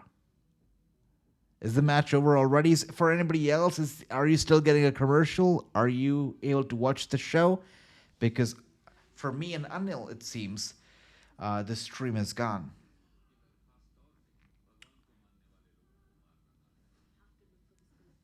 My brother Jonathan. Much love to you, brother. Thanks for the love. Let's see. And we've got... Let's see. Oh, finally. We're back. Thank you. So I guess there was a technical glitch because of which the stream gave up and they had to switch to commercials out of nowhere. But we're back on here. We're back here. And, yeah. Gunther standing tall. Yeah, same. Anil, same. Have you tried Alt? I don't know what that is, honestly. Yeah, I am not sure what that means or what that is, to be honest. Oswald, let me know, because I am unaware. Thanks. Andrew says, still have the show? Great, brother. Me too. Me too. And oh my goodness, out of nowhere. Thank you for that, Randy. RKO out of nowhere on Gunther going for the cover, but Gunther with the kick out. Thank you for finally picking up the pace. Thank you. It's getting a little too slow for my liking, It's getting a little too slow. The fans chanting along. I see. Oh, I see. I had no idea. That tells you how straight edge I am, right? I don't know. I mean, I did not even know that something like that existed. Okay, so no. The answer, as you can imagine, no. I am straight edge. As straight as edge can be, if that makes sense. Yeah, no, no, I haven't. That's right. And here we are now. I see Jonathan, my brother. High five, Great minds over here, both of us.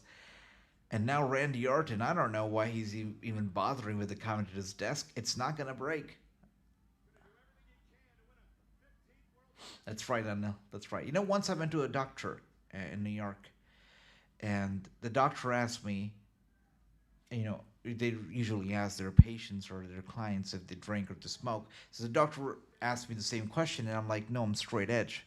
And the doctor looked at me, he's like, what? And I said, I'm straight edge. He's like, what does that mean? I said, it means I want you to say that I don't drink, I don't smoke, and I'm better than you. But I just stopped after saying I don't smoke. And he was like, so that's called straight edge? I'm like, yeah. He's like, wow, I've got to add that to my dictionary. I did not know that. I'm like, yeah. Yeah, it's so funny. So funny.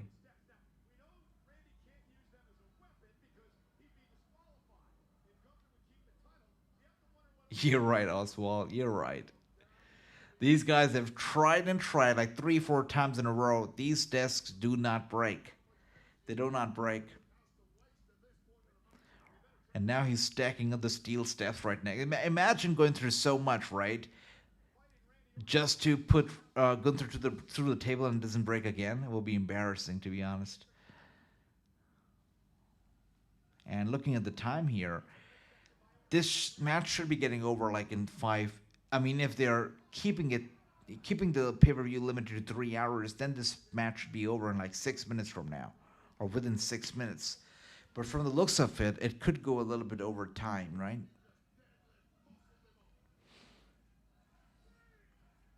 But guys, I've got to say, the match is nice, and pay-per-view is nice, but something is lacking, not just from the pay-per-view, but this match itself. I feel like something is lacking. The match is just, I don't know if it's just me, but I feel like it's just not as enjoyable as it should be. I don't know what's missing. Maybe it's the pace of the match. Maybe it's the back and forth or the drama. Something seems missing here from this match. Ricky says it's a good main event. That's nice. My man of the table tonight is a table. I like that. Yep. And here we are now. Randy picking up the steel steps once again. He cannot even walk, but he wants to walk holding those steel steps. Okay. There's been no surprise tonight. Everything very predictable. Deep down, I knew Drew was going to lose. I told you, Jonathan. It was not just that deep down you knew he was going to lose. You wanted him to lose. I know it. I know it. Brothers, I know exactly what you mean. Yeah. And you see John Cena after... Speaking of Cena... Did you guys watch that new film that came out, John Cena, in the Jackpot film? I think it's called Jackpot. I turned it on. It's on Prime Video, so I turned it on, while having my meal. I think I was having lunch. I just turned it on casually. It was a terrible film. I couldn't get past like 20 minutes of it. It was not great, so I had to shut it down. It's not Cena. It's just the film sucked. The story sucked. Yeah. I see, Jonathan. I see. Much love. I know, Oswald. We had that in Bray, but hopefully, his brother and their friends can continue and the legacy. How do you guys feel about the whole Uncle Howdy stuff now? The progress that's been made. Are you still into it? Are you feeling it? Are you not feeling it? Let me know. And Randy Orton turning vicious, it seems. Yeah, Batista has been fortunate with the films that he's been offered and the stuff that he's done. Cena, I feel like he's going into that cycle of... 1 second. Orton he's trying to put Gunther through the table, stacked at the steel steps and stuff, and finally the table breaks. That's good. Finally. Finally. Nice. Good for him. Yeah, I definitely will check it out on Nella. Definitely will check it out. 100%. What about you, brother? But yeah, I agree, Jonathan. Batista films have been good because he's been fortunate, landing some big films. Guardians of Galaxy, Marvel films, done and whatnot. He's really been fortunate like that. And now the new film coming out with Drew McIntyre as well. So he's been lucky to receive some good offers and good films. With Cena, it just gets very repeated, like The Rock. All the films just seem too similar. Like for The Rock, he's always in like action adventure and some little bit of comedy here and there. For Cena, it's always or most of the times action and comedy. That's really it. So it just gets very, very, very repeated, I guess. Very repetitive, very. All right, so here we are. Chris Jericho also has made a few film appearances. That's right, he really has. And here we are, by the way, guys. We are in the final 2 minutes of the 3 hours of this main card. So I was hoping, expecting that this main card would be 3 hours long. We are about to hit the 3 hour mark. Is the match going to get over? Is it going to exceed that mark? That we're going to find out. From the looks of it, it's got to be a little bit more than 3 hours. Randy feeling it. He's going to go for the RKO. I know Oslo will be crazy, but, don't expect that. Not going to get our hopes high here for John Cena to come out in Germany. But you never know with John Cena either, right? But Randy Orton here, getting ready in position, going to go for the RKO. Gunther fights back. That's nice. Gunther pushing him away. That must be an RKO out of nowhere coming. You know it. And Gunther finally right behind Randy Orton, and he's trying to put him to sleep. He's got his big ass arms wrapped around Orton's neck, his throat. He's trying to put him to sleep. Yeah, seems like Orton is fading a little bit over here, still trying to fight back, still trying to get back up to his feet over here. But of course, Gunther has got his arm locked in, real tight around his neck. Orton, you can see the oxygen is applied to his head is decreasing by the second. But Orton finally strategizing, realizing what he needs to do, and now pushing Gunther straight to the corner over and over again. Orton does not want to tap out, does not want to give up. And there you are, finally trying to free himself from Gunther, but Gunther's strong arm still stays wrapped around Orton. Orton tried his very best to break free from Gunther's hold, but it hasn't been the case yet. The fans are split, chanting for both guys. We've hit the 3-hour mark. The show goes on. That's right, Jonathan.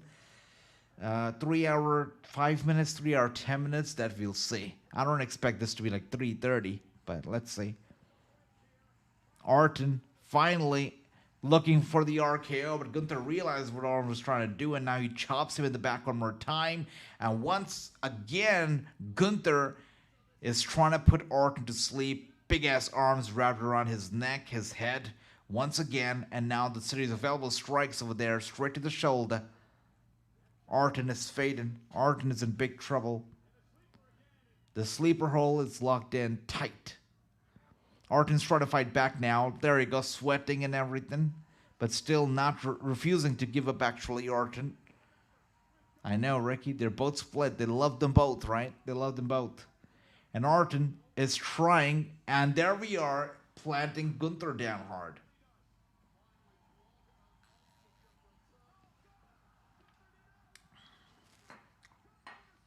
Yeah, this is going to be...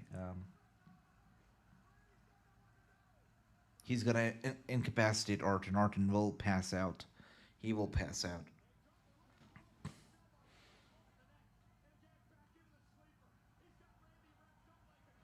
That's right, true. It's still going, true. Did you fall asleep again?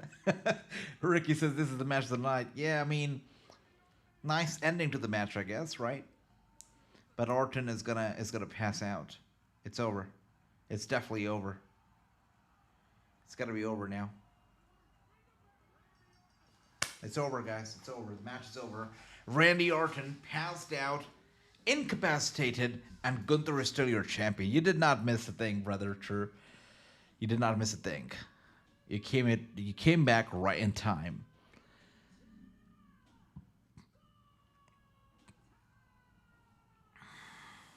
The ring general still your world heavyweight champion, Gunther.